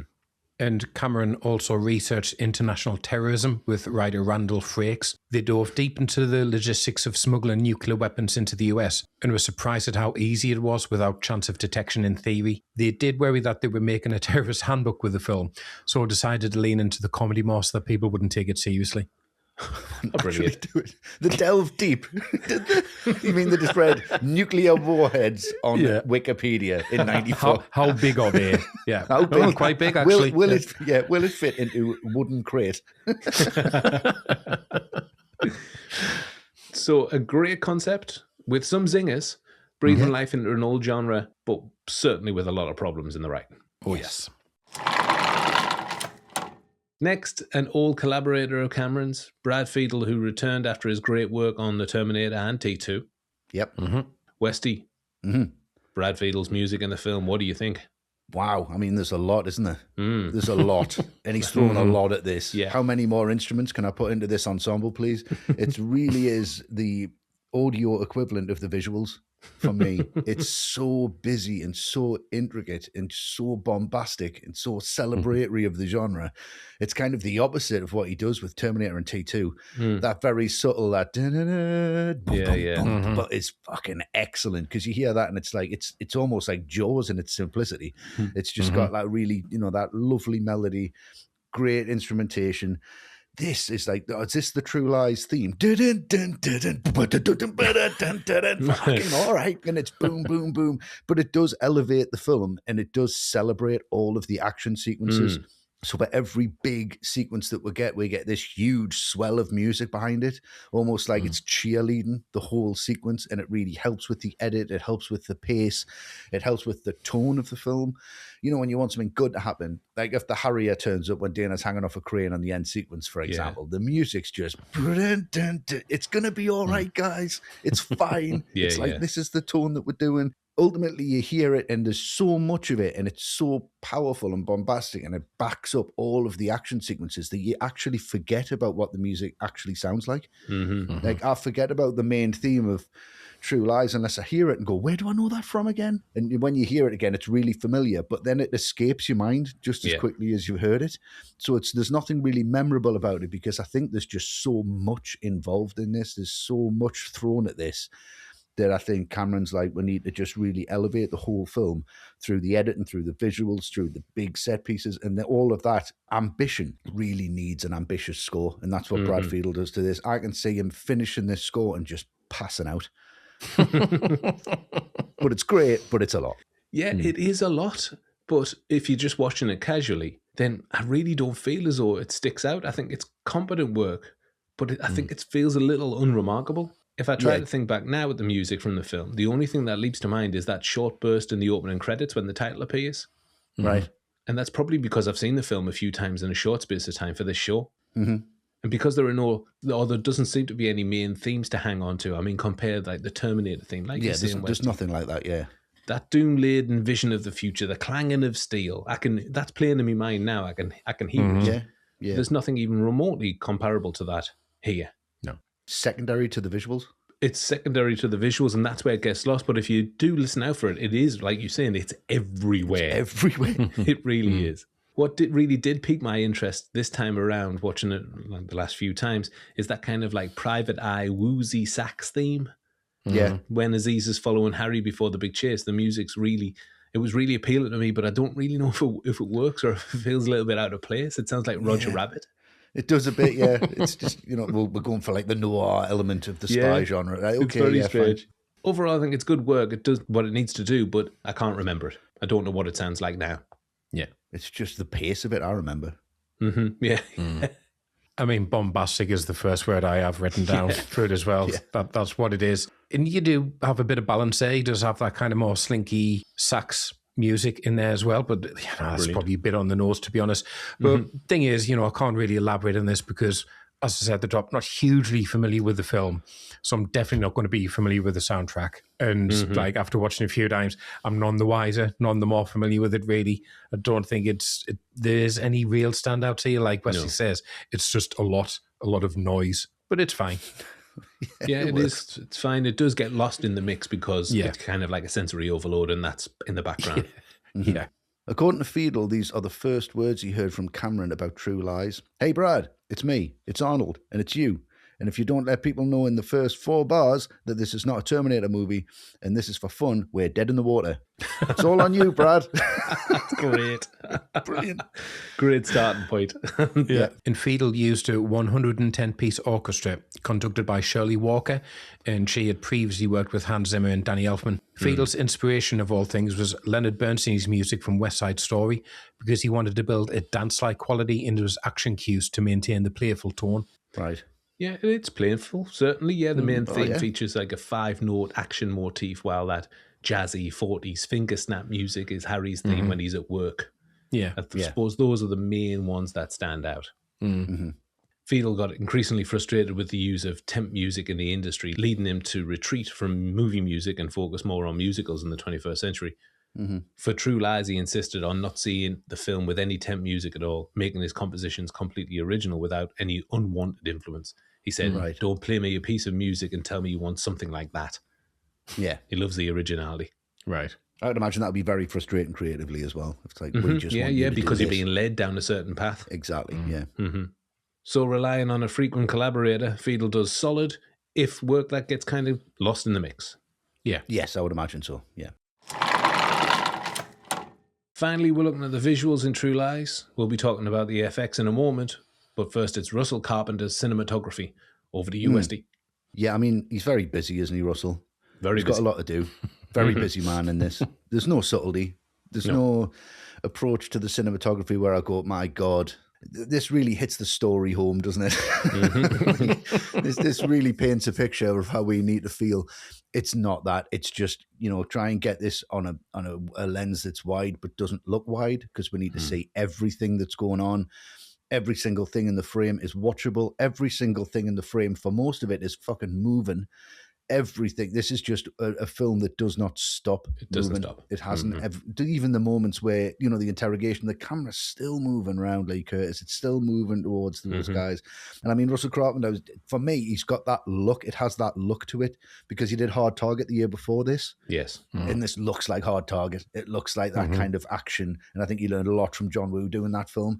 And he comes onto this one and it's got that similar pace to it. It's got that similar action vibe to it. It just kind of brings everything that he possibly can to the table here and doesn't mess it up in my eyes. I think he absolutely nails it. Even some of the comedy visuals that happen, they're going through the hotel lobby and you're on the front desk with the bellhop there, and then the bike comes past and he's like, and then the horse comes past without the camera moving. And just them, right, we've got time for that comedy beat there. The whole scene in the bathroom that was said takes 5 days to film. That's in some of the shots in there are just setting up the whole Mission Impossible franchise. It's just they've done it since, and it's basically shot for shot, just idea for idea. For him to keep up with Cameron as well at this pace shows a real professional, somebody who's a real master of the craft, who doesn't get talked about enough. And I mean, for the amount of setups that happens here, the amount of mix and live action with CGI work, there's a lot of blue screen, a lot of green screen. It's all seamless and it all really stands up for me. I think this is a really elegantly shot film. It's just too fast to pay any kind of attention to, and it's too fast to really appreciate how good it is. I think Cameron just needed a great DP without a reputation, really, who would be grateful for the opportunity he's being given. Yeah. And I think that allows Cameron, for want of a better phrase, to kind of get him to do whatever he asked. Yeah, very much. Because he's had issues with DPs on other films. Yeah. And he's got such a strong sense of what he wants. Yeah. And he needs a DP to capture that vision. And I think he's absolutely done what he wants. Clarity, everything's in the frame. You know where everything is. And considering the edits, you don't get lost off at all. I think he has done a really bang-up job, but he's not flashy with it. No, definitely not. Russell Carpenter may well be an unfamiliar name to most, a fact that he recognised himself before he got the True Lies gig. He said that his career involved, quotes, 20 years of swimming upstream in very obscure rivers. Yeah. Before Cameron chose to shoot the film with him, his previous work included Critters 2, The Main Course. And that's not even the Leo DiCaprio one. No. And Pet Sematary 2 he also shot, although, like you said, Westy, he did shoot John Woo's Hard Target in 93. Yeah. And Cameron initially hired Carpenter to film a much more low-key film entitled A Crowded Room, an adaptation of The Minds of Billy Milligan, a true crime novel about the first man acquitted of murder on the grounds of multiple personality disorder. And complications over rights halted production, but Cameron liked what Carpenter brought to the table for that film. He said that he had something on the ball creatively. He had a clear vision and was eager to try new things. This put him first in line to shoot True Lies. Yeah. Carpenter often felt out of his depth, in no small part to Iron Jim being up to his old tricks. When viewing the dailies, Carpenter thought the footage looked a little dark, and he looked over at Cameron, who was furiously shaking his head. He said, "I've got the highest paid actor in this or any other parallel universe. I can't see his eyes." Furious. And Cameron mocked him by asking him where he learned to read a light meter. Later, the first AD found this hilarious, saying that JC did this kind of thing to everyone. Of course. Stories are legendary. So Carpenter then contacted Mikhail Solomon, the DP on The Abyss, for some reassurance, and Solomon asked, "Did Jim already ask you where you learned to read a light meter?" Brilliant. Oh, what a classic. Yeah, it's a rite of passage. The lighting on the film was very interesting. Cameron conceived of a look he called Lucid Night. This luminous moonlight look used HMI lights to primarily light source level without any filters. Then the blue tones were adjusted in post-production. So that whole sequence that was set in the snow, that's big HMIs in the background. Brilliant. Right. And to maintain consistency, location scouts scoured LA and Washington, D.C. for streets which used mercury vapor lamps. And if they wanted to use a location without this type of lighting, Cameron would arrange for city officials to replace the lights instead. Can you imagine having the clout for that? Change them. Yep. Change them lampposts in the street. Carpenter went on to work with Cameron on future projects. He won an Oscar for his work on Titanic and shot the back-to-back Avatar sequels as well. Yeah. So not a household name in the world of cinematographers, but Russell Carpenter does more than a competent job working with a more than difficult director. Definitely. As well as founding Lightstorm Entertainment in the early 90s, Cameron also founded Digital Domain with Stan Winston, the visual effects company who were responsible for the VFX on True Lies. Yeah. Matt, over to you. What do you think of the effects work on the film? I think the best thing I can say about it is I don't really notice the R effects or that they're there for the most part. Yeah, like say that that opening with the mountains composited. Wouldn't have known that unless you actually told me, Luke. No. One of Cameron's great strengths is always that ability to blend in practical effects with visual effects to the point where you can't tell the difference between the two. And that's the case here. I know there's models used. I know there's miniatures used. I would have to pause the film at regular intervals to tell you which is which. In which is that's a scale model, that's an actual thing that he used, that's composited in afterwards, and that's what gives this film that very typical Cameron physicality, and that's what I've always been a big fan of. Yeah, it's classic. It's the speed of the cuts, isn't it? He's cutting between miniatures and well. real life, and it's just bam, bam, bam, bam, bam. You don't have time to try and figure it out. No. I think what's very smart about the effects is that although they're gargantuan, the film still feels grounded. It's all fairly plausible, really, if you suspend a certain amount of disbelief. Yeah. Certainly. Yeah, I guess so, yeah. Yeah.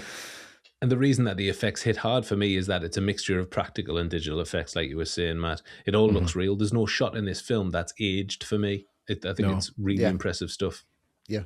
Digital Domain was a three-way venture between Cameron, Winston, and Scott Ross, formerly the senior VP of Lucasfilm.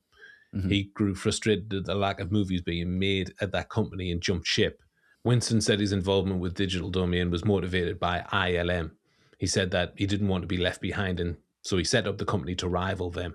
Cameron's obviously always been on the cutting edge of VFX and needed his own company to match his creative vision as well. We've mentioned some of the effects already, and there's a load more to come, but real Harrier jets were used at the end of the film, costing a total of $100,000. And this was combined with footage of a full-sized fiberglass replica on top of a gimbal on top of a 22-story Miami building. Really dangerous. Really unnecessarily dangerous. Real Harriers, unbelievable. Yeah. And Cameron initially rejected that as an option, but VFX supervisor John Bruno insisted that by filming against a real city background with real lighting, it would work. And he also said that Cameron was the only filmmaker with the cojones to pull it off. Yeah. Of course, that'll get round Cameron. No. Oh, go on then. Yeah. And Arnold spent hours strapped into the fiberglass Harrier 120 feet from the ground. He said the hardest thing was sitting in a cockpit for hours and days and weeks, and it was 100 degrees inside. That was torturous. 100 degrees. 120 feet from the ground as well. Terrifying. Yeah. It's like working on a massive crane, but forgetting your sandwiches. Nightmare.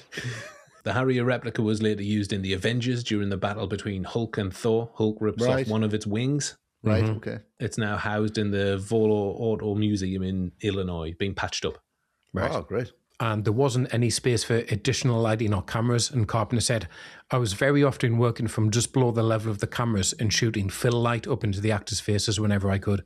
It's a miracle that he caught the footage that he did. Yeah, it really is.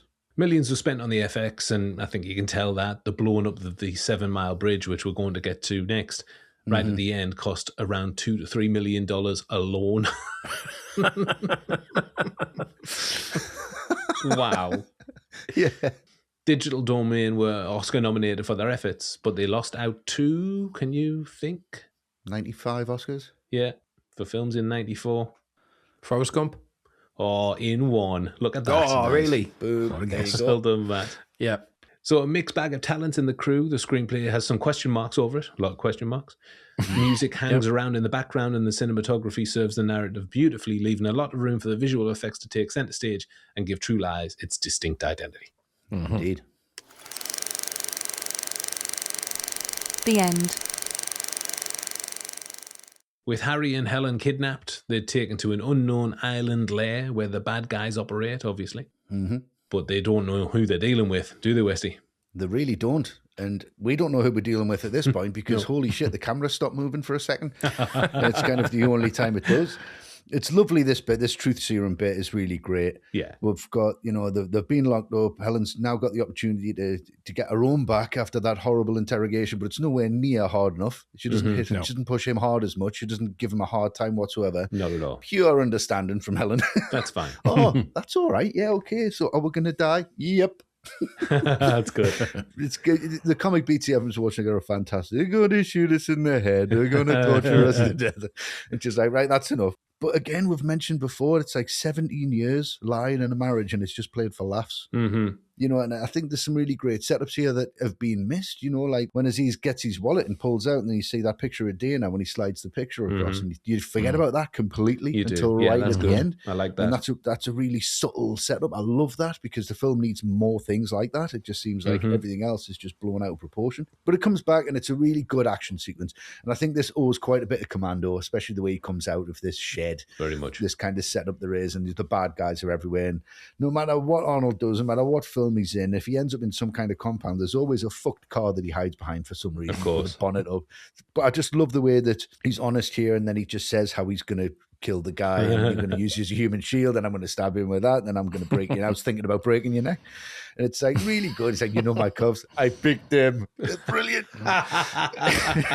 Just then he uses a human shield, then he kills the guy, then he snaps his neck. All really quick. Brilliant. That to me kind of sums the whole film up. It's like that's the pitch Cameron does. So he comes out, he uses that hook, which goes straight into the guy, which I think is a nice nod to the axe in Commando when he swings it at the guy, pulls him in.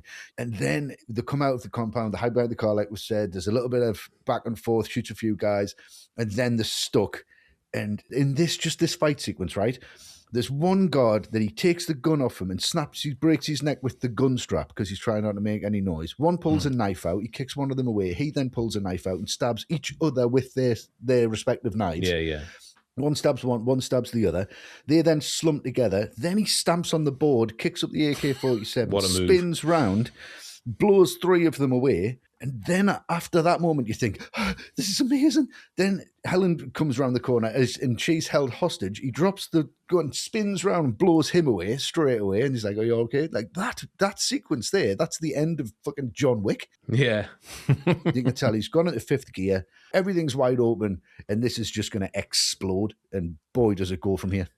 It certainly does. Like you're saying, Westy, it's very reminiscent of the compound infiltration scene from Predator or Commando or any other action film.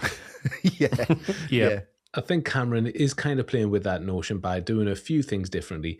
Firstly, Jamie Lee Curtis's permanent stunned reactions are very funny. Mm-hmm. Yeah. Harry just taking people out left, right, and centre, ruthless efficiency, and she's like, "Oh my god." She says, "I married Rambo," which is a kind of a double wink to the camera because James Cameron co-wrote First Blood Part 2. Part 2, didn't he? Yeah. And it also taps into the cinematic action hero rivalry that Arnold and Sly Stallone had in the 80s and 90s, which is nice. Yeah. Yeah. And it's Arnold doing what he does best, killing hordes of faceless bad guys in inventive ways. I think the gunfight can often go into generic action mode, but the twin Uzi play and that makeshift flamethrower keep things fresh. Yeah. The scene also tries to maintain the tongue-in-cheek tone of the film so far by having Helen drop that Uzi and take out every surrounding bad guy there is. Yeah, that's hilarious. Yeah. Her reaction's great when she's like, well, It's good when it comes back and you kind of think, well, surely some bullets must be heading her way. Yes, exactly. And then she hides and then it shows you that side of it. Like, look, guys, this is real life. Yeah. It's possibly a little bit too jokey for me, that. Of course it is. Yeah. It's a bit Hot Shots. Yeah. It is a bit Hot Shots, yeah. But it is kind of like the last of the laughs that we'll see really until the final scene with Simon, because it kind of gets a little bit serious from now on. Yeah. There's a little bit of kind of tongue-in-cheekness with the Harrier jet and all of that kind of stuff, but it's very serious from now. Yeah. Yeah, as you say, it gets serious, the Florida Keys rescue, and I think this is just the James Cameron we've been expecting all along. The action's been really good so far, but this is great. I mean, he's made you wait for it. But when it arrives, it's worth waiting for. The scale of it, the pace of it, Cameron's ability to have massive moving parts of the narrative, and he's just got complete control over all of it. It's very reminiscent to me of the police helicopter chasing the truck in T2 when he's got to duck under bridges just because he can. I mean, he loves a good helicopter pursuit, and he puts us right in there with it. I think the setting of the 7 Mile Bridge is an absolute gift because that is such a cinematic setting. It looks incredible. It gives you such a wide scope to fill the screen with so much stuff going on, explosions and fights and helicopters swooping down. It's all incredible. I mean, Helen and Juno swapping in the limo, any fight like that between female characters, it will just remind me of the Girl Guides from Airplane. Just that's where my head goes every single time. Yeah. Is it funny when the terrorist blows the other terrorist through the windscreen of the truck when he uses the rocket launcher? It is, but the whole thing is, it's a little bit, look at the stupid foreigners, they don't use their weapons properly, not like the Americans.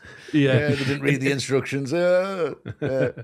Because he's saying for me, it's very Team America. Fuck yeah, this sequence. It's fucking jets and fucking rockets and fuck you, terrorists. Fuck you. And America, fuck America.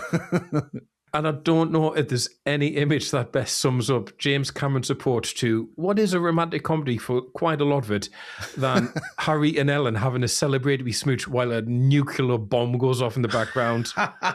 Like, that's James Cameron going, I made this film, you know. Yeah. And the Harrier jets in this scene did their first take flying 500 knots past Harry's helicopter at a half a mile safe distance. Cameron, obviously, wasn't satisfied with the results and insisted on a further 2 takes, each one getting closer to the chopper. The last take is the one we see in the film, which got so close, it actually violated official safety regulations. Wow, of course it did. It's amazing when Gib points down, is that there they are and they come past. It's great. It's unreal. It looks great, and that's obviously for real. That's not an effect. Very dangerous, but an amazing shot. Yeah, it's unreal. Yeah.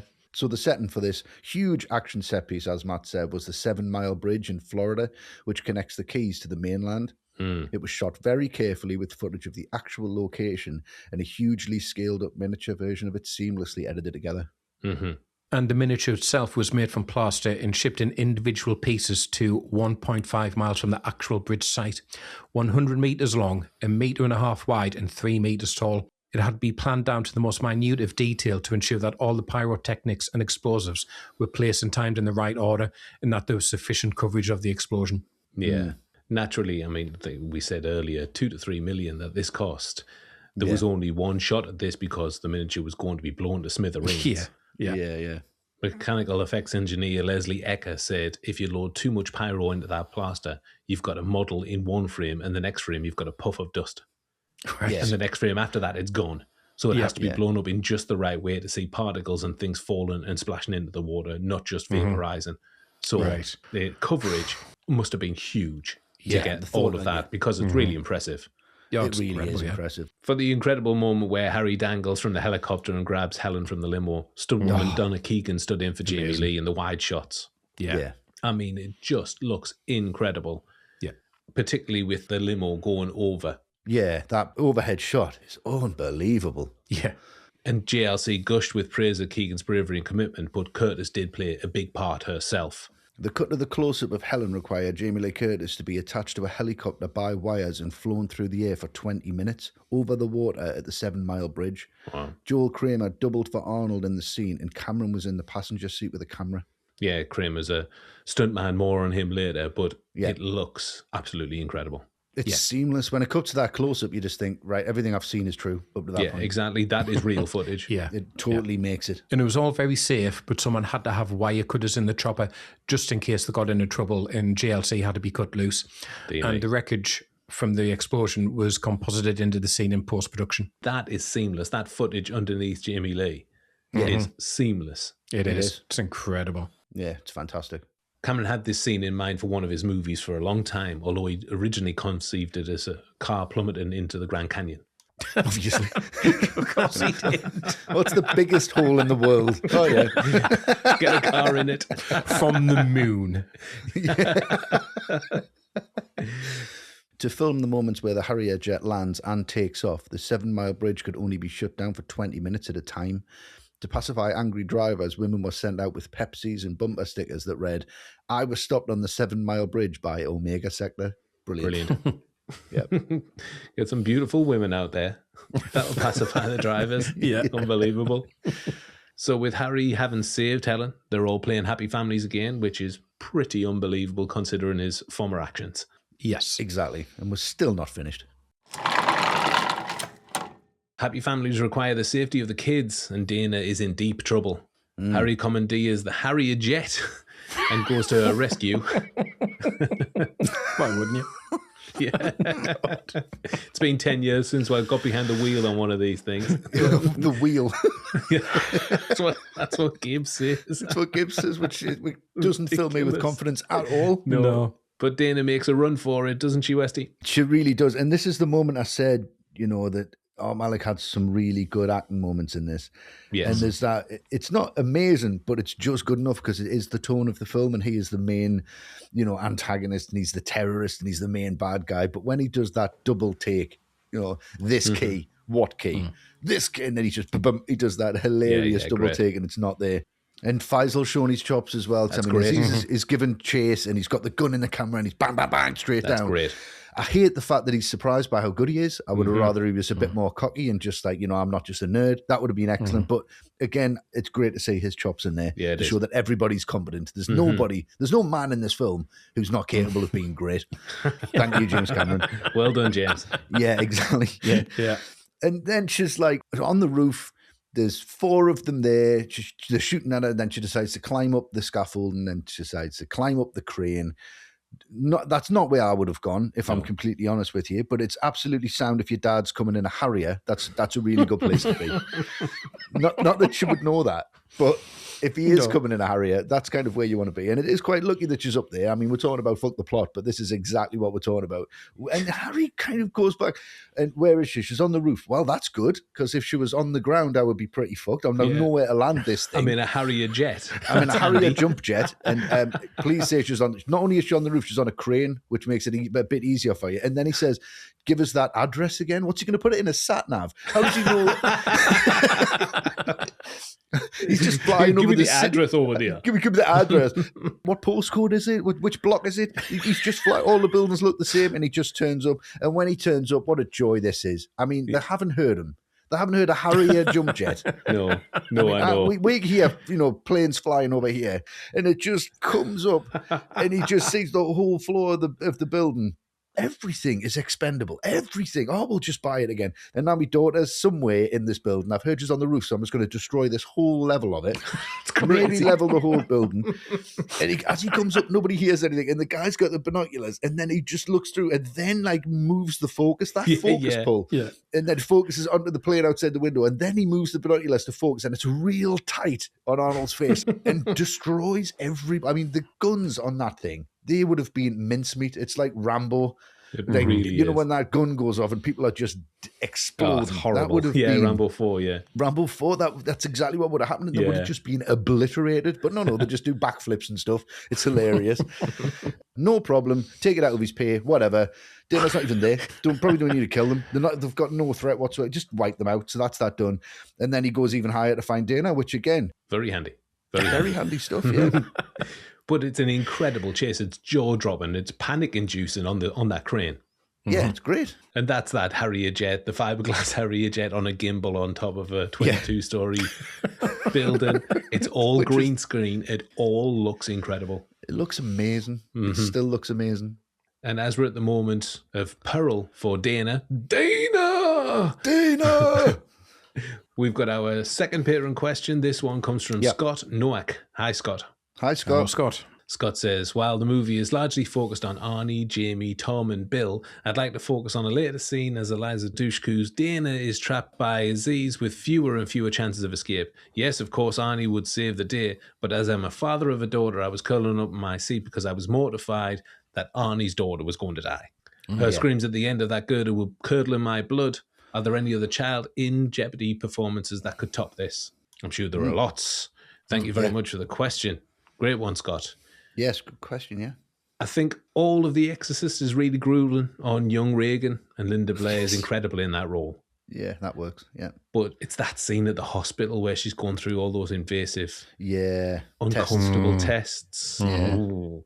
All administered by medical professionals in those disgusting brown surgical gloves as well. Yeah, it makes it worse. Horrible. Because that's realistic, isn't it? We've all been in that kind of situation. It's disgusting. So, like, defenseless.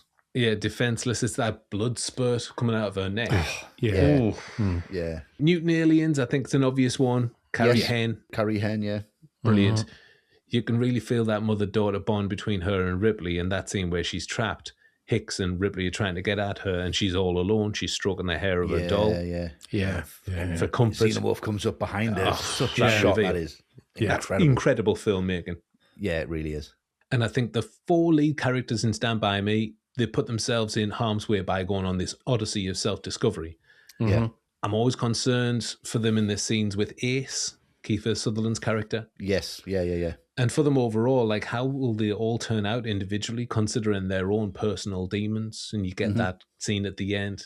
I think that's a testament to the writing and just 4 really good child performances. Yeah, definitely. Those ones for me. What about you, Westy? I've got a few, obviously, that we're going to double on Carrie Henn because that's just a standout for me. I think she's fantastic in that. Really, really great. Dakota Fanning in the newer version of War of the Worlds. I thought she was the best thing about it. I thought she was wonderful in that. She's great. Haley Joel Osment in The Sixth Sense. I think he plays that so well. That's one that is just obvious to mention. But the weight that he's carrying in that film, and he really gets that across. It's an incredible performance, that, for me. And Ariana Richards as well is always looked over in Jurassic Park as Lex. I think she's really good. I think Tim's a little bit annoying, but I think she really sells it. When she's looking at the raptor and that jelly's wobbling on the spoon, like, you really get that sense of peril. I think she's really good in that. So, yeah, them 3 for me. Great. And what about you, Matt? Yeah, maybe not specific performances as such, but child in jeopardy moments I work really well. Got to remember, A Quiet Place starts so brutally. That cute little kid. No, he's dead. He's out of there. That's straight out of there. Yeah, and that just makes you think, well, if they're going to kill off one kid in the first 5 minutes, I'm genuinely concerned for the rest of the kids in that family because there's shown no mercy there. I think the kids in the outside elevator in the Towering Inferno, nice. Nearly fall to the death, but Jennifer Jones just pushes them away when she falls, which is just terrifying, that moment. And then last one I want to mention, and it's not a film, but I did think it's worth mentioning just because it's so popular at the minute, but I would say Stranger Things has always done it really well of putting those kids in very perilous situations. I think obviously the standout would be Max Sadie Sink's character in season 4. Brilliant. The running up the hill sequence when she's in Vecna's world. That at the time, I was nearly falling off the couch. Just generally thought she wasn't going to make it. That's brilliant. Yeah, it's fantastic. Yeah, that's great. Well, that's a great question. Thank you very much, Scott. Yes, thank you, Scott. Thanks, Scott. And as we're on Eliza Dushku, we've got a problematic story to tell about the production of this film. Yeah. Westy, you're going to start us off? Yeah, there's a dark cloud, like we've said, over the production of the film that comes from 12-year-old Eliza Dushku's experiences. And she broke her rib during the Harrier jet scenes at the end of the film, although it seems that may not have been an accident. Yeah, so apparently stunt coordinator Joel Kramer allegedly groomed her during filming. Dushku then told an adult friend who confronted Kramer about it, and this allegedly led to the injury, a threat not to speak to anyone else. And Dushku's later said her injury wasn't a coincidence. Yes. Wow. Yeah, I think I'm going to directly quote her. She said, to be clear, over the course of those months rehearsing and filming True Lies, it was Joel Kramer who was responsible for my safety on a film that at the time broke new ground for action films. On a daily basis, he rigged wires and harnesses on my 12-year-old body. My life was literally in his hands. He hung me in the open air from a tower crane atop an office tower 25 plus stories high. Whereas he was supposed to be my protector, he was my abuser. Horrific. Right. Horrific. Cameron was quick to give his support to the accusation, saying he would have no mercy for Kramer if he knew what was going on. Oh, absolutely. I bet. And after this was revealed by Dushku in 2018, others came forward with similar stories about Kramer. Right. But credit Eliza Dushku for absolutely, coming out. Yeah, for speaking on a really difficult thing to do. Definitely. Yeah, Absolutely. Definitely. And following on from what you were talking about, Westy, that scene when Dana is dangling from that crane, an incredible shot. That is, it's like the shot, one of the opening shots in Cliffhanger. It is. Just before she falls. Yeah, similar dialogue as well. Like, It don't really you let is. me go kind of vibe, yeah.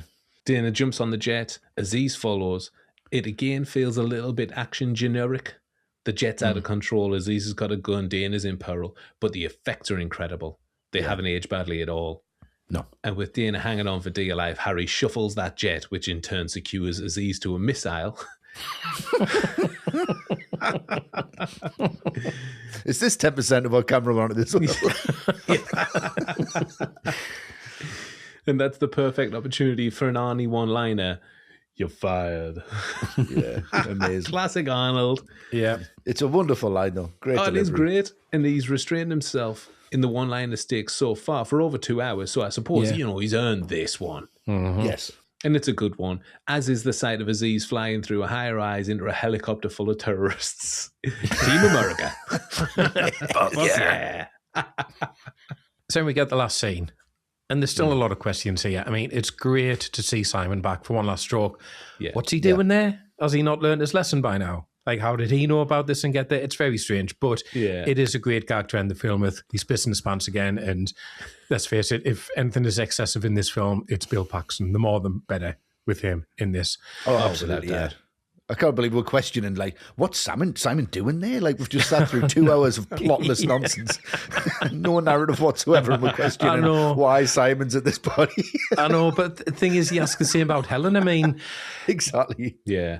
Does she not need actual training now to be like a spy? I'm pretty sure it's quite intensive. I mean, like I say, you can't take it seriously, this film, but I think it does just say something about, in James Cameron's head, that's how Helen would be happy, doing the exact same thing as how he does it. In this film as well, she can't be happy being a legal secretary and looking after Dana. Well, why? Why can't he be happy doing that? She has to be with Harry on this adventure, and she's saving the world. Saving the world with this confidence and zeal for life and death adventures. So I think, that kind of plugs into the bigger problems we've been talking about. But, it is a nice way for the end of the film, those two having a tango, finally reconnected as man and wife, because they have been so good together that it kind of plasters over all the questions you've got about their relationship. It does, yeah. It comes a little full circle as well with the tango. Yeah. Yeah, it's nice. Both Arnold and Jamie Lee Curtis rehearsed the dance so much that when it came to filming the scene, Jamie Lee Curtis's legs gave way due to exhaustion. That moment is in the final cut, but Jamie Lee wasn't happy with Cameron's decision at the time. In retrospect, though, she realised that the move completely fit the character of Helen. Yeah, I can understand, because she's taken on this air of chic. She's now a super spy. Yeah, it harks back to her actual personality. Yeah, I do think that it fits the character. It does, yeah. She's a bit klutzy. It does work. So Helen and Harry, the picture of work and domestic bliss. Those Omega sector jobs mustn't require any kind of formal training. No. Nothing whatsoever. reception and awards. We've mentioned the editing a number of times during our conversations so far, and it was a painstaking process. 3 seasoned editors on board here: Conrad Buff IV, Mark Goldblatt, and Richard A. Harris, all of whom had worked with Cameron on previous projects, and all 3 would go on to win an Oscar for editing Titanic. Right. Yeah. But Cameron was also present in the editing booth. In fact, he was editing it on the go as production started, so filming took place Monday to Friday, and weekends were reserved for editing. Right. Slow down. Like no family commitments, no holidays, no. Just working. Nothing. Power through. Yeah. On the poster, the title of the film includes a grenade with a diamond pin attachment. You'll know exactly what I mean when you look at the poster now. If you look at that title, you'll know what it means. Yeah, this is a reference to a cutscene where Juno puts a grenade between Helen's legs and tells her all she has to do is keep her legs closed. Helen follows up with the line, "Seems like a problem you have." Very nice. Good writing, that. Harry later uses one of Helen's diamond earrings to repin the grenade. So, I mean, that scene is available. And it's so strange that there's a reference to it. Yeah. But I suppose it does tie into the whole marriage thing, doesn't it? Yeah, Marriage but it's in an action. earring. It's like an earring, though, isn't it? If it had been a wedding ring around there, like That's the loop right. of the grenade, that would have been really good. Yeah, it would have, yeah. The summer of 1994 was huge for Fox in terms of action blockbusters. Speed came out in June, True Lies a month later on the 15th of July. It was a tight race, but ultimately True Lies became the box office champ.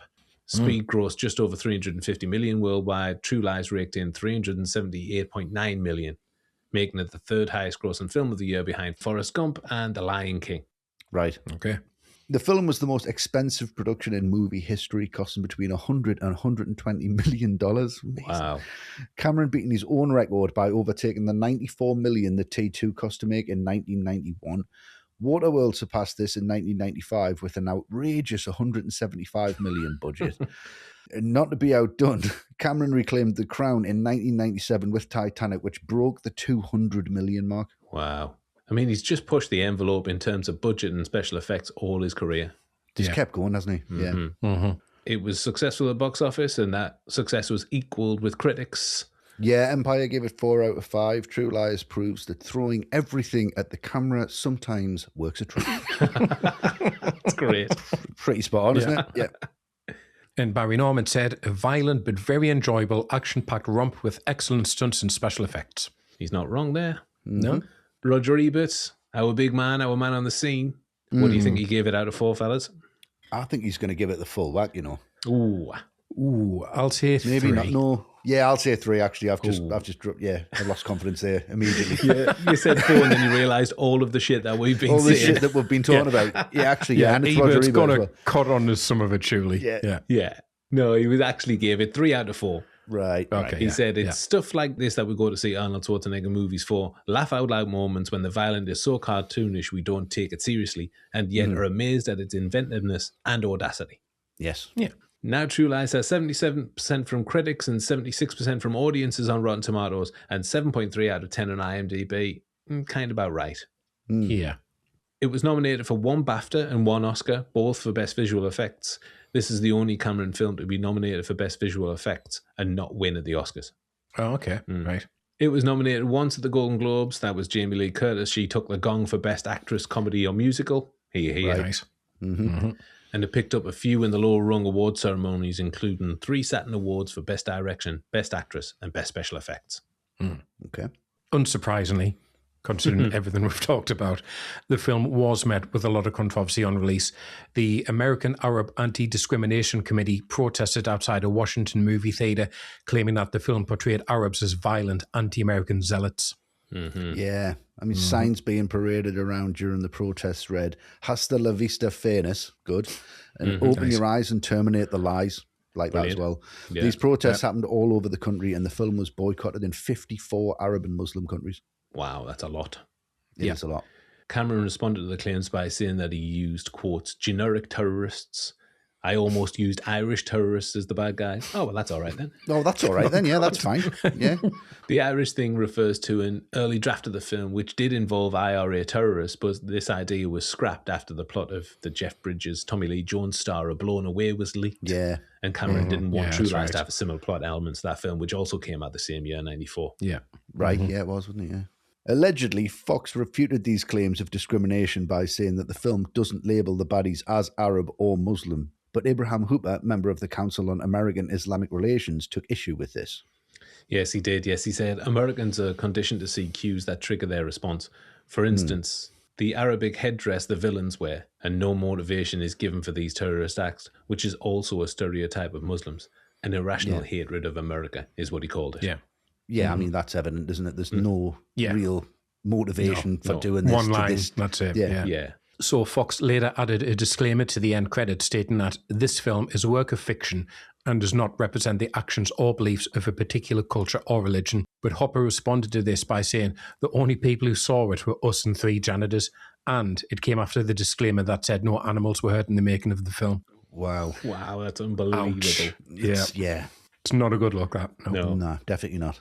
But that wasn't the only controversy that surrounded True Lies since its release, was it, Westy? It was not. We mentioned The True Lies as a remake of the French film La Totale. In 2000, the director and co-writer of the film, Claude Zidi, and Cameron was sued by French writer Lucien Lambert. That's right. And his case was that both La Totale and True Lies had plagiarized a screenplay he wrote in 1981 called Emile, which was about a con man posing as a spy to get in the good graces of a woman he had his eye on. CD had worked with Lambert on previous projects, but Lambert's script was never produced as a movie. However, he did later turn it into a stage play. Right. Lambert lost the case in 2001, but in 2004, the Court of Appeal in Paris ruled in his favour. So Zidi was ordered to pay Lambert $15 million. $15 million? Wow. Yeah. Which was his cut of the box office returns from True Lies. Wow. Yes. What's going to sting? The case against Cameron was dropped, though, with the court ruling that he bought the rights to La Totale screenplay in good faith. Fair enough. Yeah. That makes sense. So amid all the controversy and the lawsuits that True Lies whipped up, it managed to come out with enormous success on all fronts, a trend which is consistent throughout Cameron's career. Sequels and influence. No sequels to True Lies, but that wasn't for the want of trying, right, Westy? Exactly. I mean, he does love a good sequel, our Iron Jim. Plans were in place to return back to the taskers for True Lies 2 after Titanic. A script was written with Cameron, JLC, Arnie. Everyone was on board for a 2002 release. But after the events of 9/11, Cameron shelved the idea, thinking a light-hearted look at terrorism would be in bad taste. You don't say, Jim. No. Yeah, don't do it twice. Yeah, exactly. You got away with it once. Yeah, that's enough. Definitely not after 9/11. Yeah. But despite various efforts, it just looks to be dead in the water. Yeah, too long now. It's too long. For the best, I think. Yeah, definitely. You can't go back to this. There was a 2023 TV adaptation of True Lies starring Steve Howie in the lead.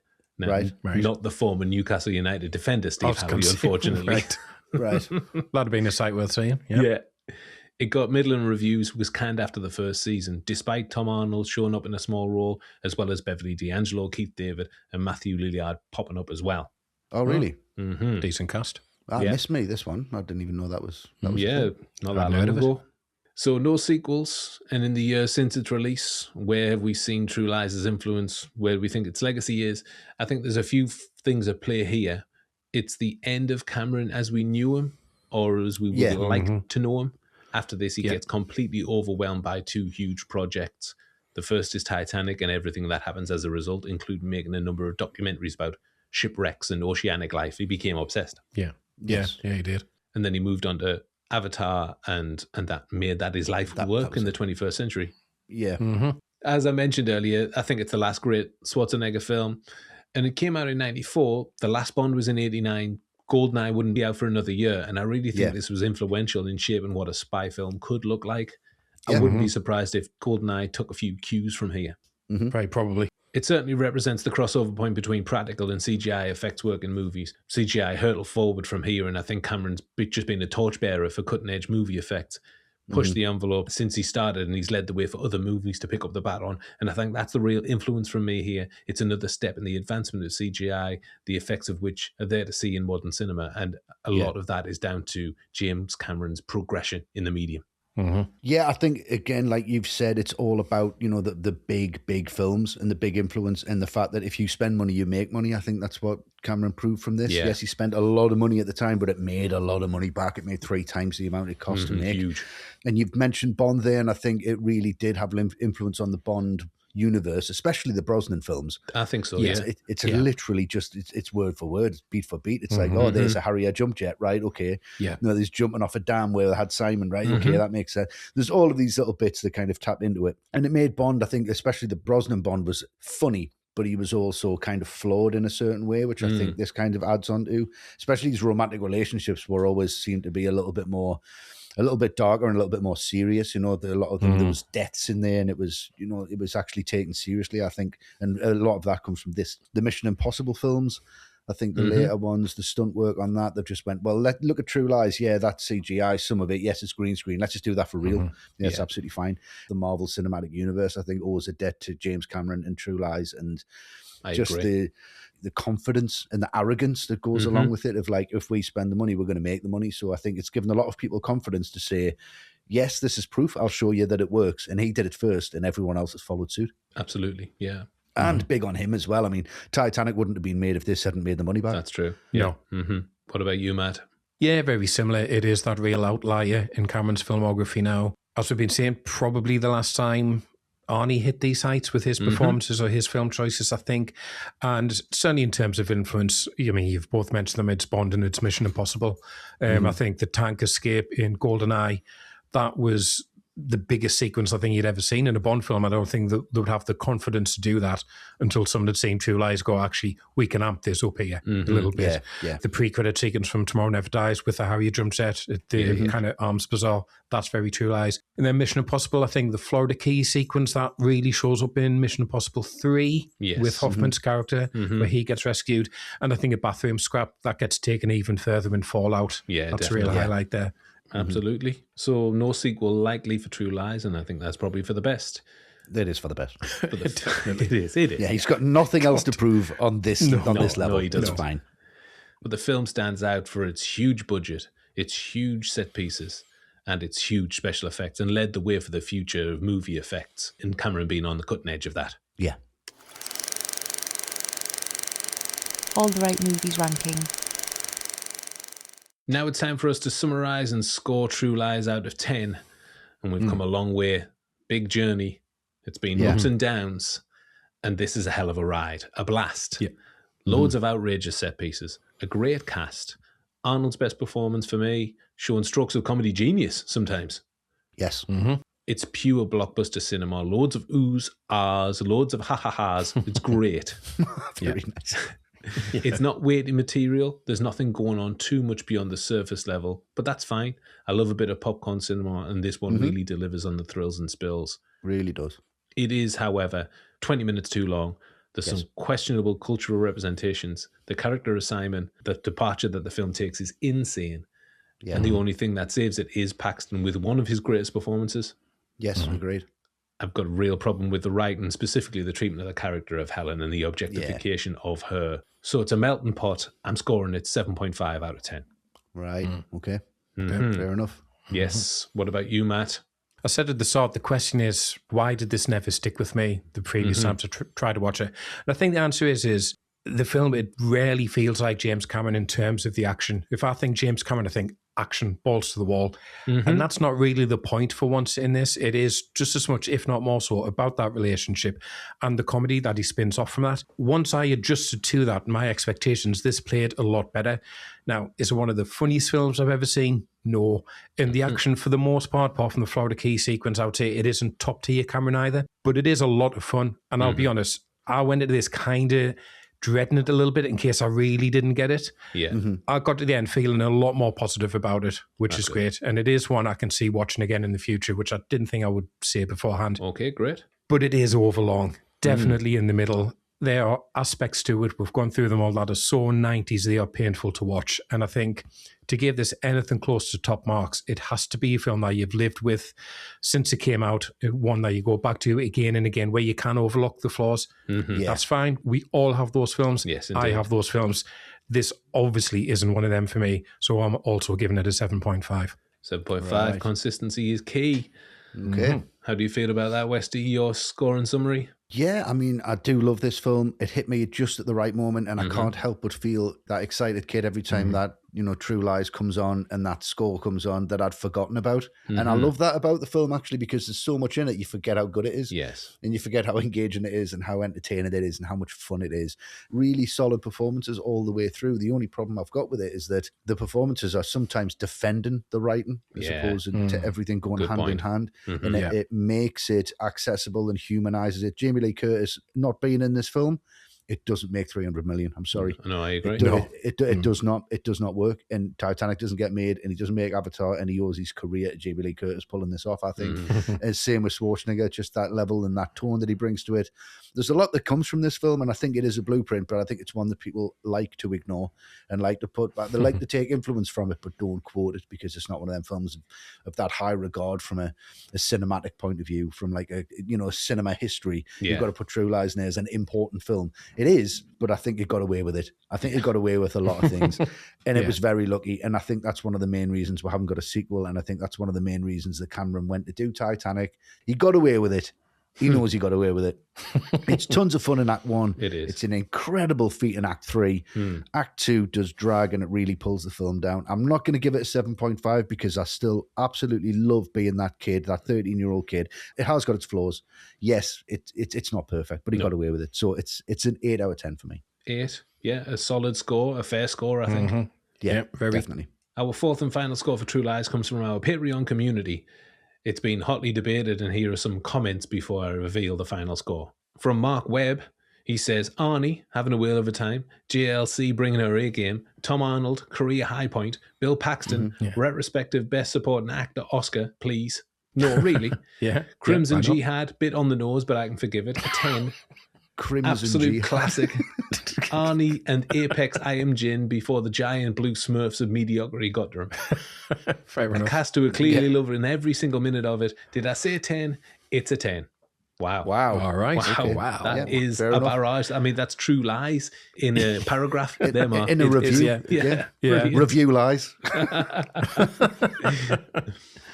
Trevor Courier said, fun movie with some great action and comic beats. The horse motorcycle chase scene is hideously awesome. I agree. Yeah, agree. Tom Arnold is funny and Bill Paxton is amazing as sleazy used car salesman Simon. Good fun. It's an 8.5 for me. All the best from your mate in the States.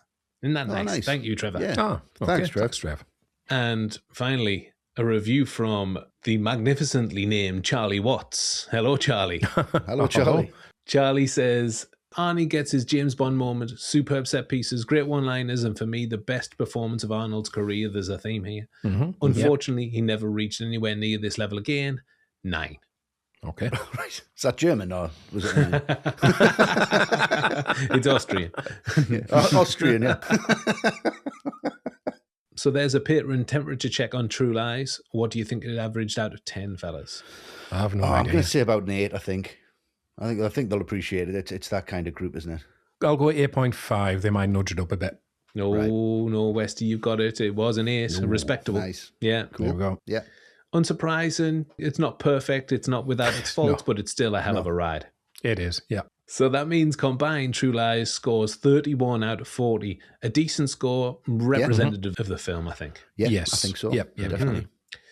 All the Right Movies will return in 2 weeks. The three of us here will be back, all the way back, in fact, to 1941 and the site of one of the quintessential noir films, John Huston's The Maltese Falcon.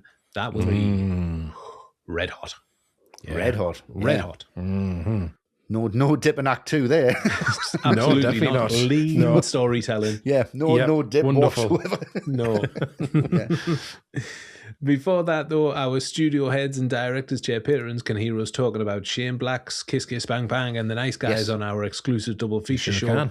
Yeah. That's out next week, and we can confidently say that that is a winner of an episode. We had a great time. That was loads of fun, that one. It was. If you haven't done it already, please give us a positive rating whenever you listen to your podcasts. If you've got this far, you must think that it's a nice piece. So letting other people know about us really helps us out. Matt, can you do it? Because you haven't done it yet. Oh, go on, Matt. It's a nice piece. Yes! Wonderful. Once you say it once, that's it, you're done. It's a slippery slope from you. I've never felt I'd earned the right to say it before. Of course you have. Thing I do. Oh, now you're in, Matt. Yeah, No, that's it. You're I'm going to say it all the time now. It's a nice piece. Well, nice piece. That poster there, is that new? It's a nice piece. As ever, we're on social media around the clock. We're on X, Blue Sky, Threads, Instagram, and TikTok. Our Making of Movie threads go up on X, and just like our podcasts, they are researched to within an inch of their lives, with all information coming from at least 3 sources or from the mouths of the cast and crew. Yes. You can join our Facebook group for another incredible movie community of ours. And our YouTube channel is youtube.com/alltherightmovies, where you can also listen to all of our podcasts. Yes. And our website is alltherightmovies.com. Ooh, and that is a wrap, everyone. We're off to praise some art, if you can believe that. Yeah. Persian, isn't it? That's a nice piece. It's a nice piece. The irony is, it's not even a nice piece. No, it's not. No. He doesn't know what he's talking about. No. That's a shit piece. Thank you for listening, everyone. Come back for the Maltese Falcon in 2 weeks. Yes, thank you very much for listening, guys. Really appreciate it.